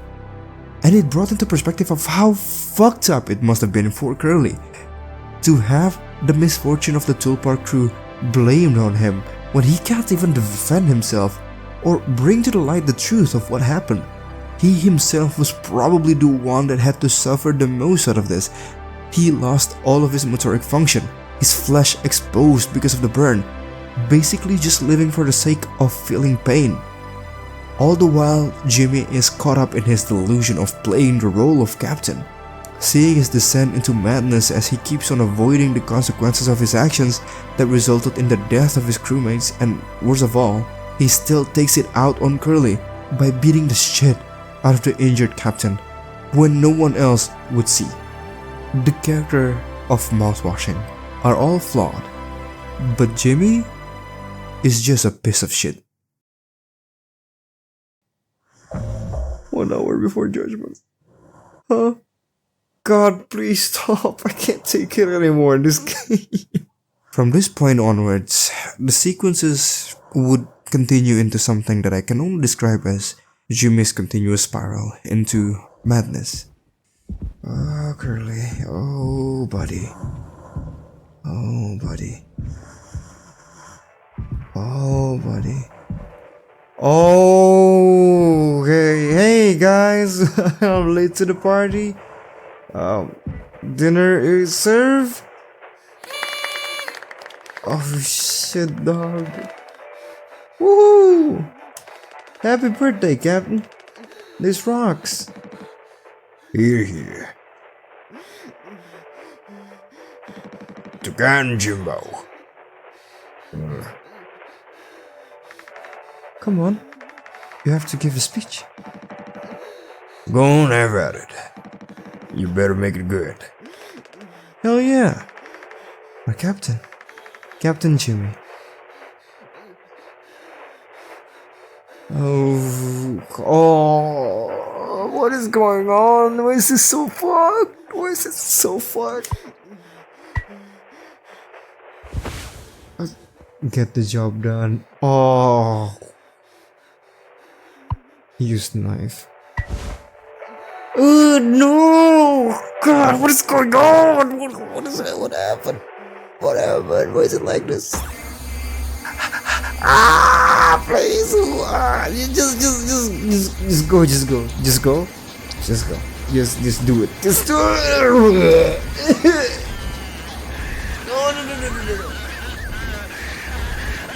Oh my god, the noise. Now, if that scene disturbed you, then congratulations. You are probably mentally sane. Jimmy, in his delusion, thought of the perfect world where to the crew of the Tulpar, he was the perfect captain that everyone respected and adored, the role that he envies so badly from his own friend Curly. A lot of people struggle to put food on their plates, but that wasn't enough, right, Captain? The lowest rung of your ladder is our highest, until it was all swept from under your feet. Life isn't even worth living at the same level as us.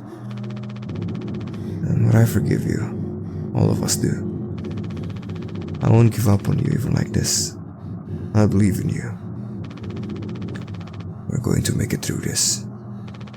Sometimes we thrive, travel the endless reaches of space. But other times we just have to accept days like this. You taught me that, Curly. Let's eat. Let's survive. Jimmy was so caught up on his own make-believe world that he did believe that everything that happened, every suffering that the crew experienced was Curly's fault. He is so deep in his own fucking shit that he starts living and believing in it. Curly the villain who had brought them all down with him, and Jimmy, the hero who will get them all through this. From here on out, the sequence will meld both reality and delusion within the mental space of Jimmy. All sorts of symbolism and imagery presented here can be a bit confusing to follow, so for now, just hold my hand as we go through this nightmarescape together. Medical room. Fuck, what's going on? Okay. Okay, I guess we're fine. Hello? Where are we? This is the air vents? The one that the Isukoi goes through?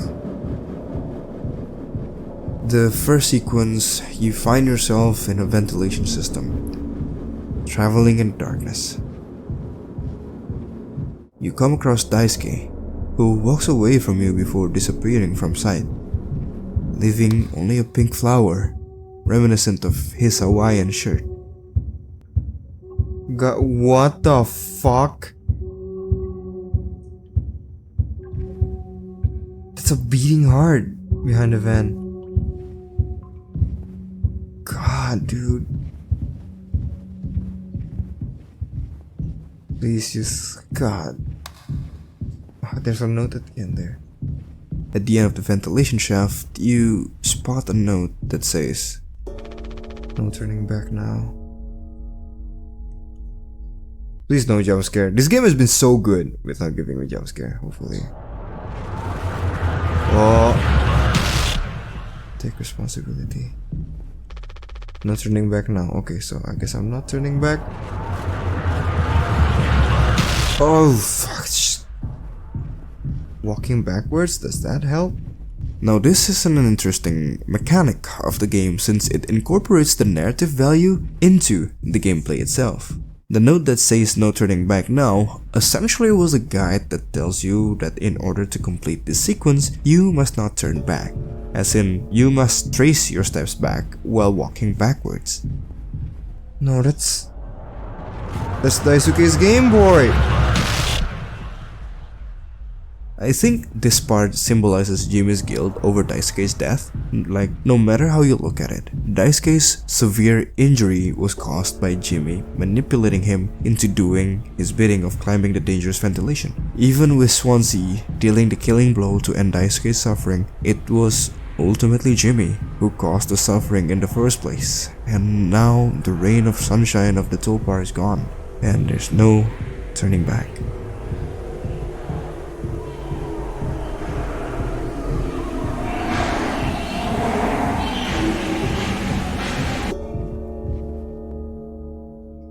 Hello? Am I back? Where am I? Oh, we just fell down the hole where, in the medical, right? Poli says, "Rise and shine." Fuck you, Poli. Holy shit, dude.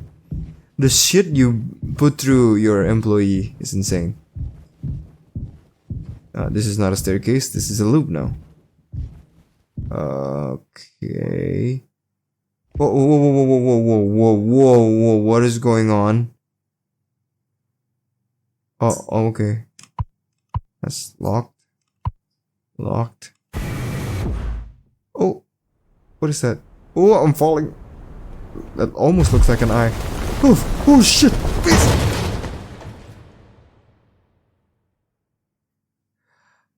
Bro, what is going on? Please, let me just... If you want me dead, just let me die, please.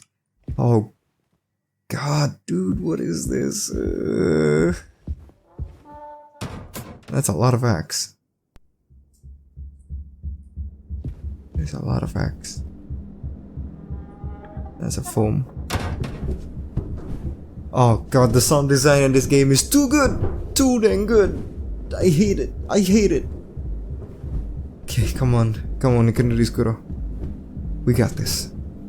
Me and you guys who probably don't even watch the video. I'm okay with that. It's fine. God, foam is filling up here and shit. What's going on? This is the vent that Daisuke goes through.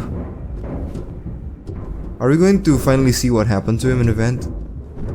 When he was about to go to Anya? Wait, what? There's Daisuke's flower, no?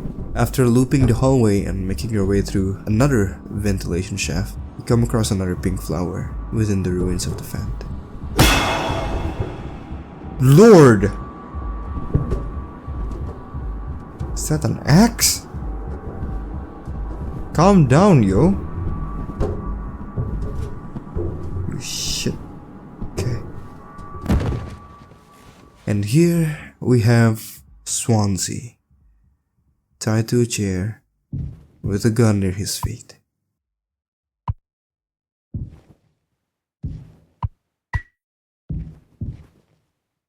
God, man, are we going to execute Swansea? You pick up the gun before finally. It's been nice, Swansea. Thank you. Wait, what the fuck? You are transported to a cemetery.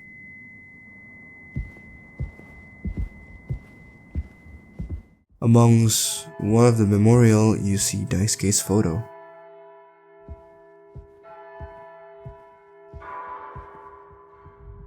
Oh, hello? Oh god. I saw Swansea, come on. Oh fuck! Oh god, I failed. Ooh shit, come on. Alright, this turns into a shooting game now, come on. Oh fuck, come on, where is he? The noises is tricking me.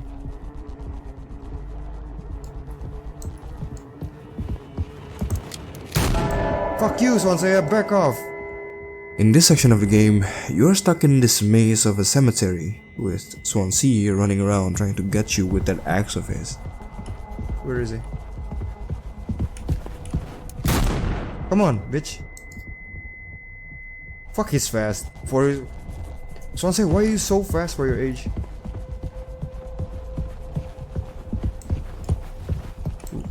Run, you fucking bitch. Fuck you, back off. In my view, this is the visualization of Jimmy's guilt catching up to him. He knows how much Swansea actually cared for Daisuke, and that the young man's blood was on Jimmy's hand. But after successfully fending him off, we cut to what, in my opinion, is the best monologue of the game, coming from none other than Swansea. So shut the fuck up and listen.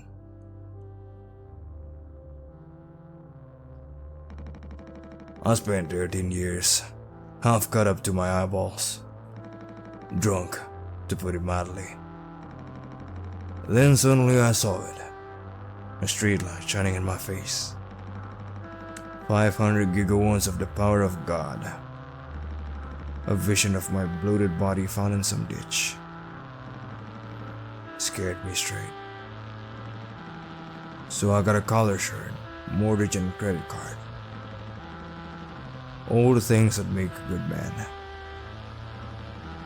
I hope I could raise my children to be better than their old man. I wanted to believe I was never one setback away from my worst self. But the truth is, discipline, drive, routine, the endless fucking desperation to get shit done. A loving wife, great kids, sobriety. I'm telling you, accomplishment I'd been chasing all my life. Never felt as good as I expected when I crossed the finish line. So now that we're at the end, taking inventory. Those nights spinning out of my head, sinking into the sofa. Broken glass in my palms, bleeding dry, the funniest thing ever. Old dogs laughing and snarling on the waterbed floor, mocking the moon for daring to show its face. All nausea and wreckage, and vomit and ugly cruelty. The only problem in the world, an empty bottle. Those were the best days of my life. Yeah, those were the best days of my life. I got nothing to hide, ready to face the music. I can see myself for what I am. But you, a cowardly, selfish motherfucker, and you can't even see it. I should have been able to protect the kid. If I could have done one thing right, I wish it had been to give him one small chance off this goddamn rock. Swansea, I'm going to fix everything. We're going to make it. Fuck you.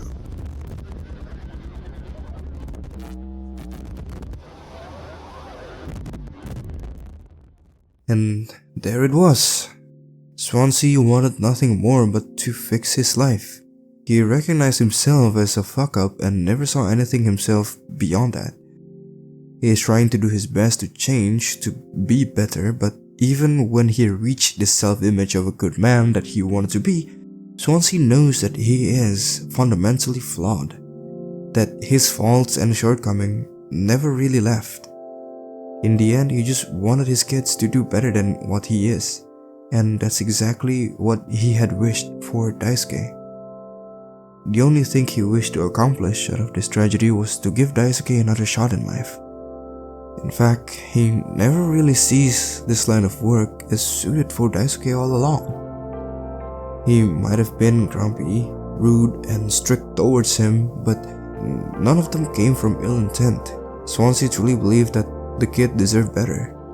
And I have no doubt that Daisuke never even sees Swansea in a bad light too. From all the interaction we had with him, whenever the conversation touched on his internship with Swansea, Daisuke said nothing but nice things about him. The kid truly respects the mechanic and sees Swansea in a light that even Swansea himself cannot see. Swansea is a man that is hard on himself. He understands his own faults and flaws. But Jimmy? Jimmy, you psychotic bastard.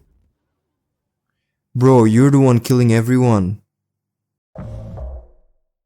Jimmy executed Swansea, not acknowledging full well that what Swansea said was true, because he was too deep in his own delusion of being the hero, trying to fix things. Exiting the utility, you travel through another loop. The toolbar is unrecognizable at this point. That's it. Wow, that's a lot of pipes. And there's blood. And there's a deathbed. Okay. Ah, a lot of pipes, but more structured. I mean, like I said, it's kind of hard to not get mentally affected if you're in this kind of environment, don't you think? Cooped up for God knows how long. And you can do nothing but stay. Oh, okay. Being watched now. Oh boy. Hello. Hey guys. Oh god, this is kind of triggering trypophobia. Trypophobia warning. Watch out, boys and girls who watches this video. Don't look. Oh god, might have to censor this one if I'm being honest. But if I'm suffering through it, you guys are suffering through it as well. God, all of these eyeballs. Come on, just keep running. Come on. Keep going.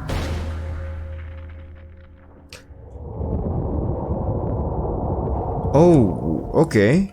What am I? Am I a turd? Is this a digestive system? Is this what's going on? Okay. Alright, let's get to the end of this asshole, shall we? I'm a poop. I'm sliding down. Watch out. God, what is this place? It's a mouth. Is it curly?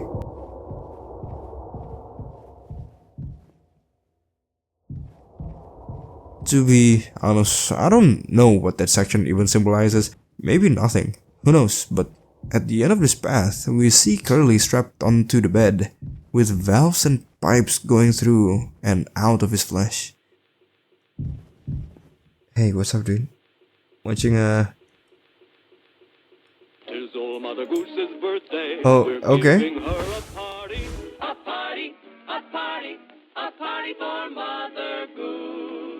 In front of him was a cartoon showing a party for Mother Goose.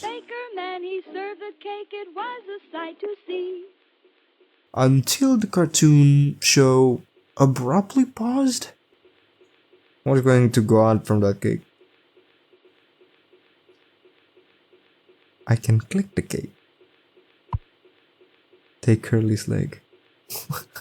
Huh? What? Beast. Oh god, don't show that after what we know had happened. Delicacies. Gourmet shit. Fucking my captain's own thigh or leg. Can we? Okay. Hey, Curly, you like that? You like seeing your own leg? Oh god. Oh. Oh, hey, man. Hey, what's up, dude? How's it hanging? We can touch something. Oh, open up. Okay. It's. Oh. God, what happened? Ooh. Ooh, I'm sorry, Curly. Hold on. Oh, I think this is a puzzle. Fuck. And I'm bad at puzzles. Fuck. My inability to do puzzles will make Curly hurt even more. Okay, that's correct, I think. Okay, hold on. Oh, no. Okay. What are we doing? Ah, Curly, I'm so sorry, man. Oh, shit, dog. As you take the leg to Curly, you must do a fun minigame of aligning Curly's digestive system so that he can swallow his food properly. This is a fucked up scene. At this point, it is unclear how much time had passed after the crash of the tulpar, and now, with food running out and everyone else dead, the only thing that can provide sustenance for both Jimmy and Curly was their own flesh. And of course, Jimmy ain't gonna start sacrificing parts of himself, so for God knows how long, Jimmy had force-fed Curly his own leg, his own flesh as sustenance in order for Jimmy to fix things. A delusional way of convincing himself that he is a good person that wants Curly to survive. Then the TV starts playing this shit.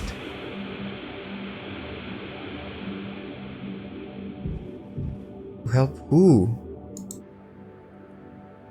Wait, what is going on? I'm pressing forward. Whoa, trippy. Gosh, what the fuck is this game, yo? Was it? I never played a game like this. This shook me so far. Going into it blind was probably the best fucking idea, and I'm like, yo, is that Johnny Storm? Oh shit, it's Curly, burning. I want to go home. We are home. Why don't you finish what you started? Don't worry, if anyone never finds us, I'll still be playing the villain. You'll be the better man in the end.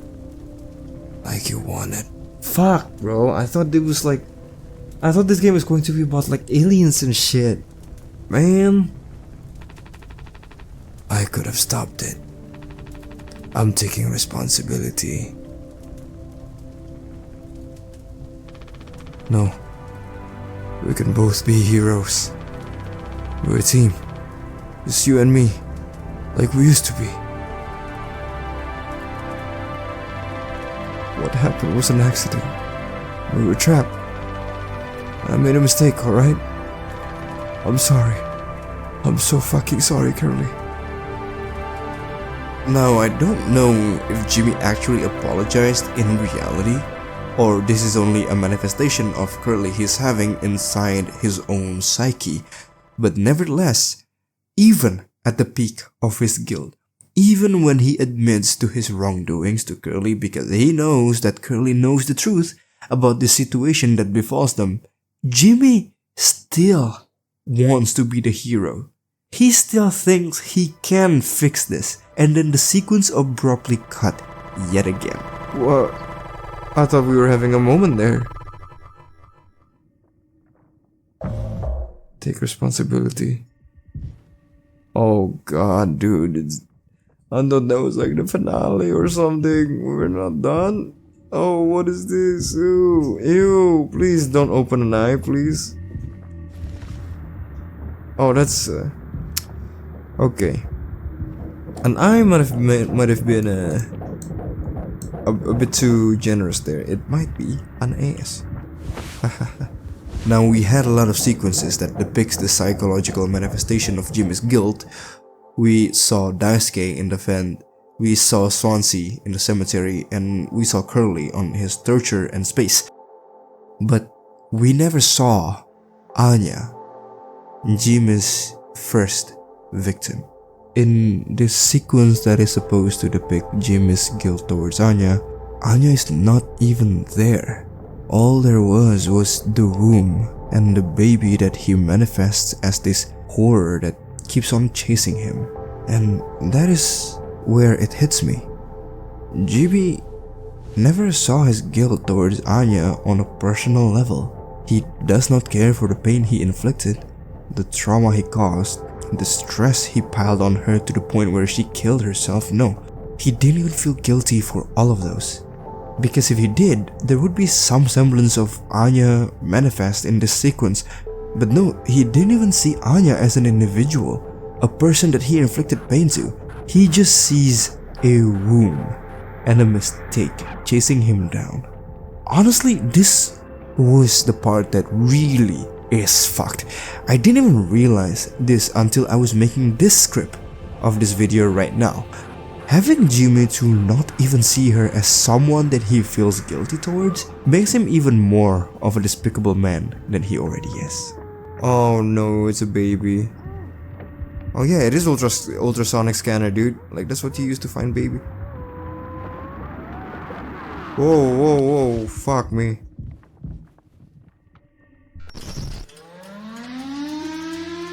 Hello?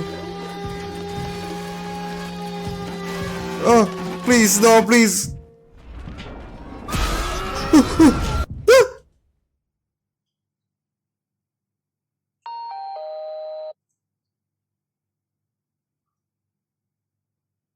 All clean? I hope this hurts. Really gets rid of this bad taste in your mouth, huh? Through wreckage.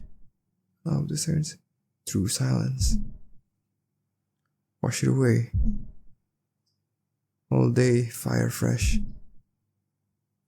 That was the tagline for the mouthwash, no? God, that baby scene was scary. Goosebumps all over. What the fuck are you?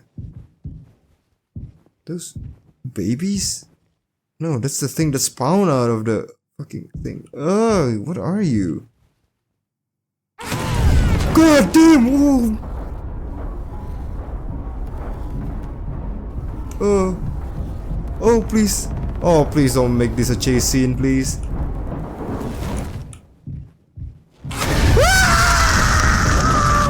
Please. Oh god, go, don't let the baby centipede get you, Jimmy. Oh, this is your best, catching up to you. Oh god, there it is. Oh lord, oh you son of a bitch, where you at? Fuck off, you baby. Oh, Jimmy, this is the consequences of your action. Oh, would you look at that? The consequences of your. Oh, where you at? Oh.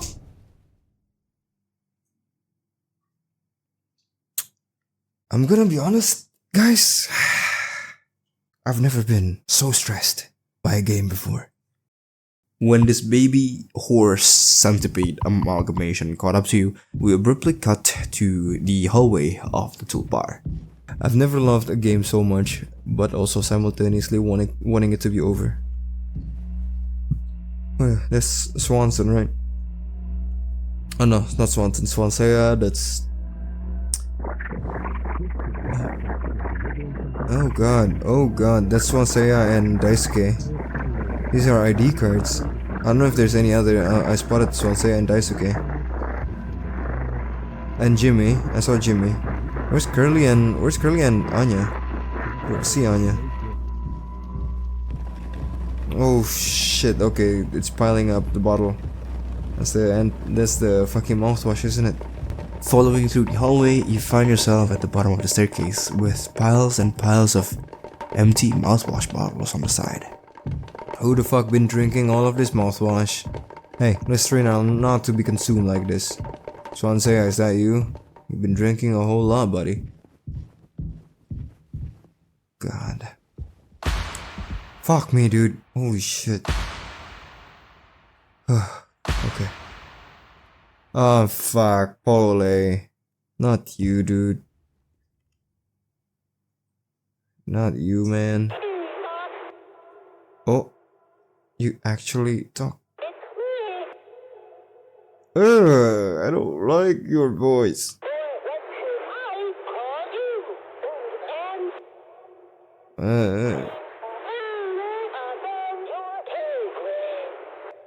Yeah, I would say so. Jimmy kind of climbed his way up through accident.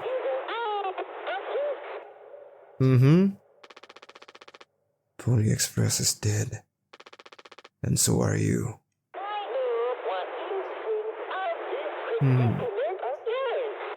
Predicament, huh?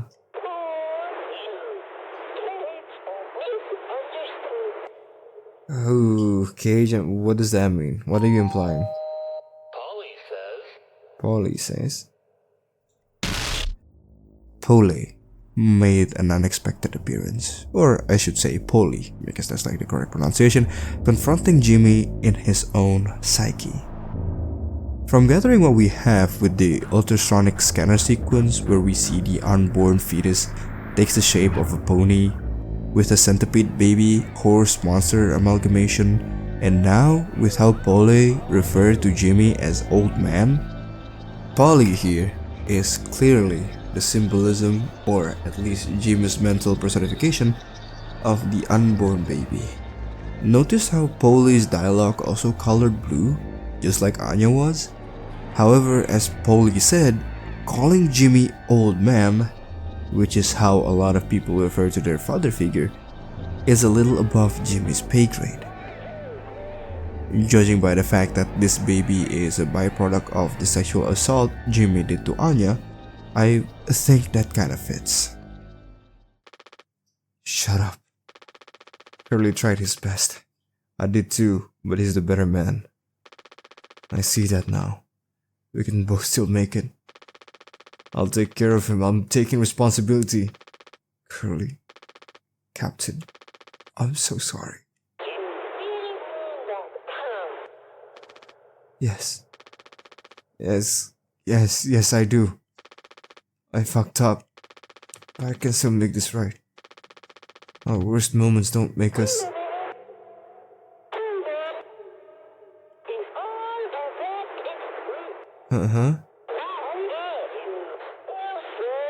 So... Him who? Now, during the conversation, Poli cuts off Jimmy from saying, "Our worst mistakes don't make us monsters."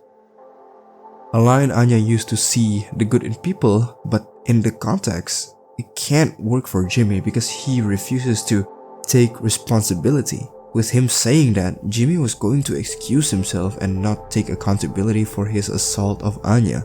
So subconsciously, Jimmy is aware he got Anya pregnant, but he is still in denial that he did something wrong and that he can somehow fix it. But as Poli asks,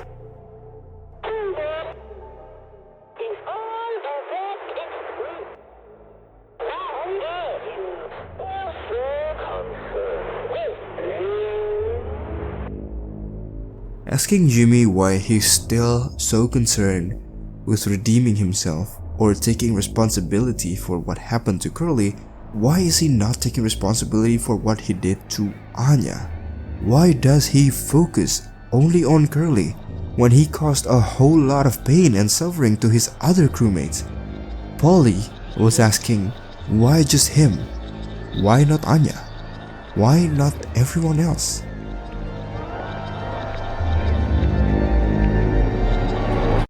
It's the final hour. Judgment is near.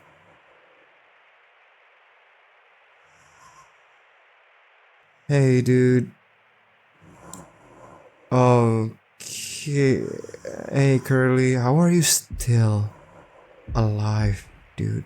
The Jimmy's not alright in the head. I don't know where I'm taking you, Curly. Don't stop looking at me like that. I don't know, okay? It's not me, it's Jimmy. Please. I would have been your friend. Please, believe me. Go home? How?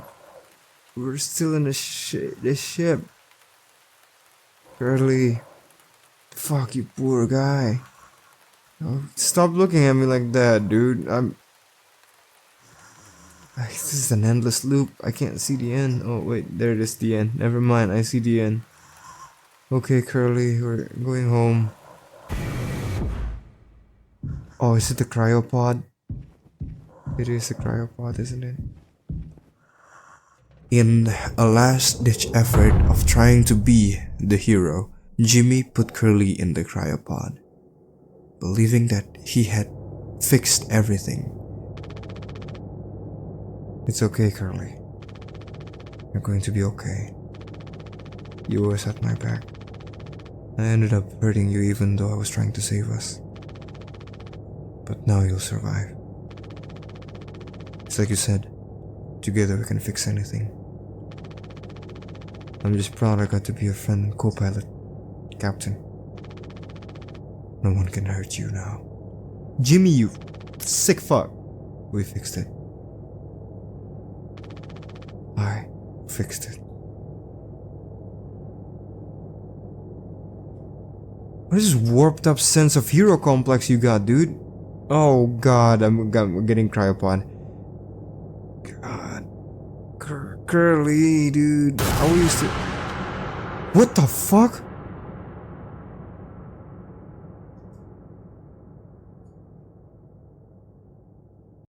Jimmy was so wrapped up in his own delusion that he can't see the reality of what he put everyone through. He raped Anya and put her through so much mental stress and trauma that she killed herself. Crashed the toolbar to an asteroid because he can't face the consequences of his action if they were to return home.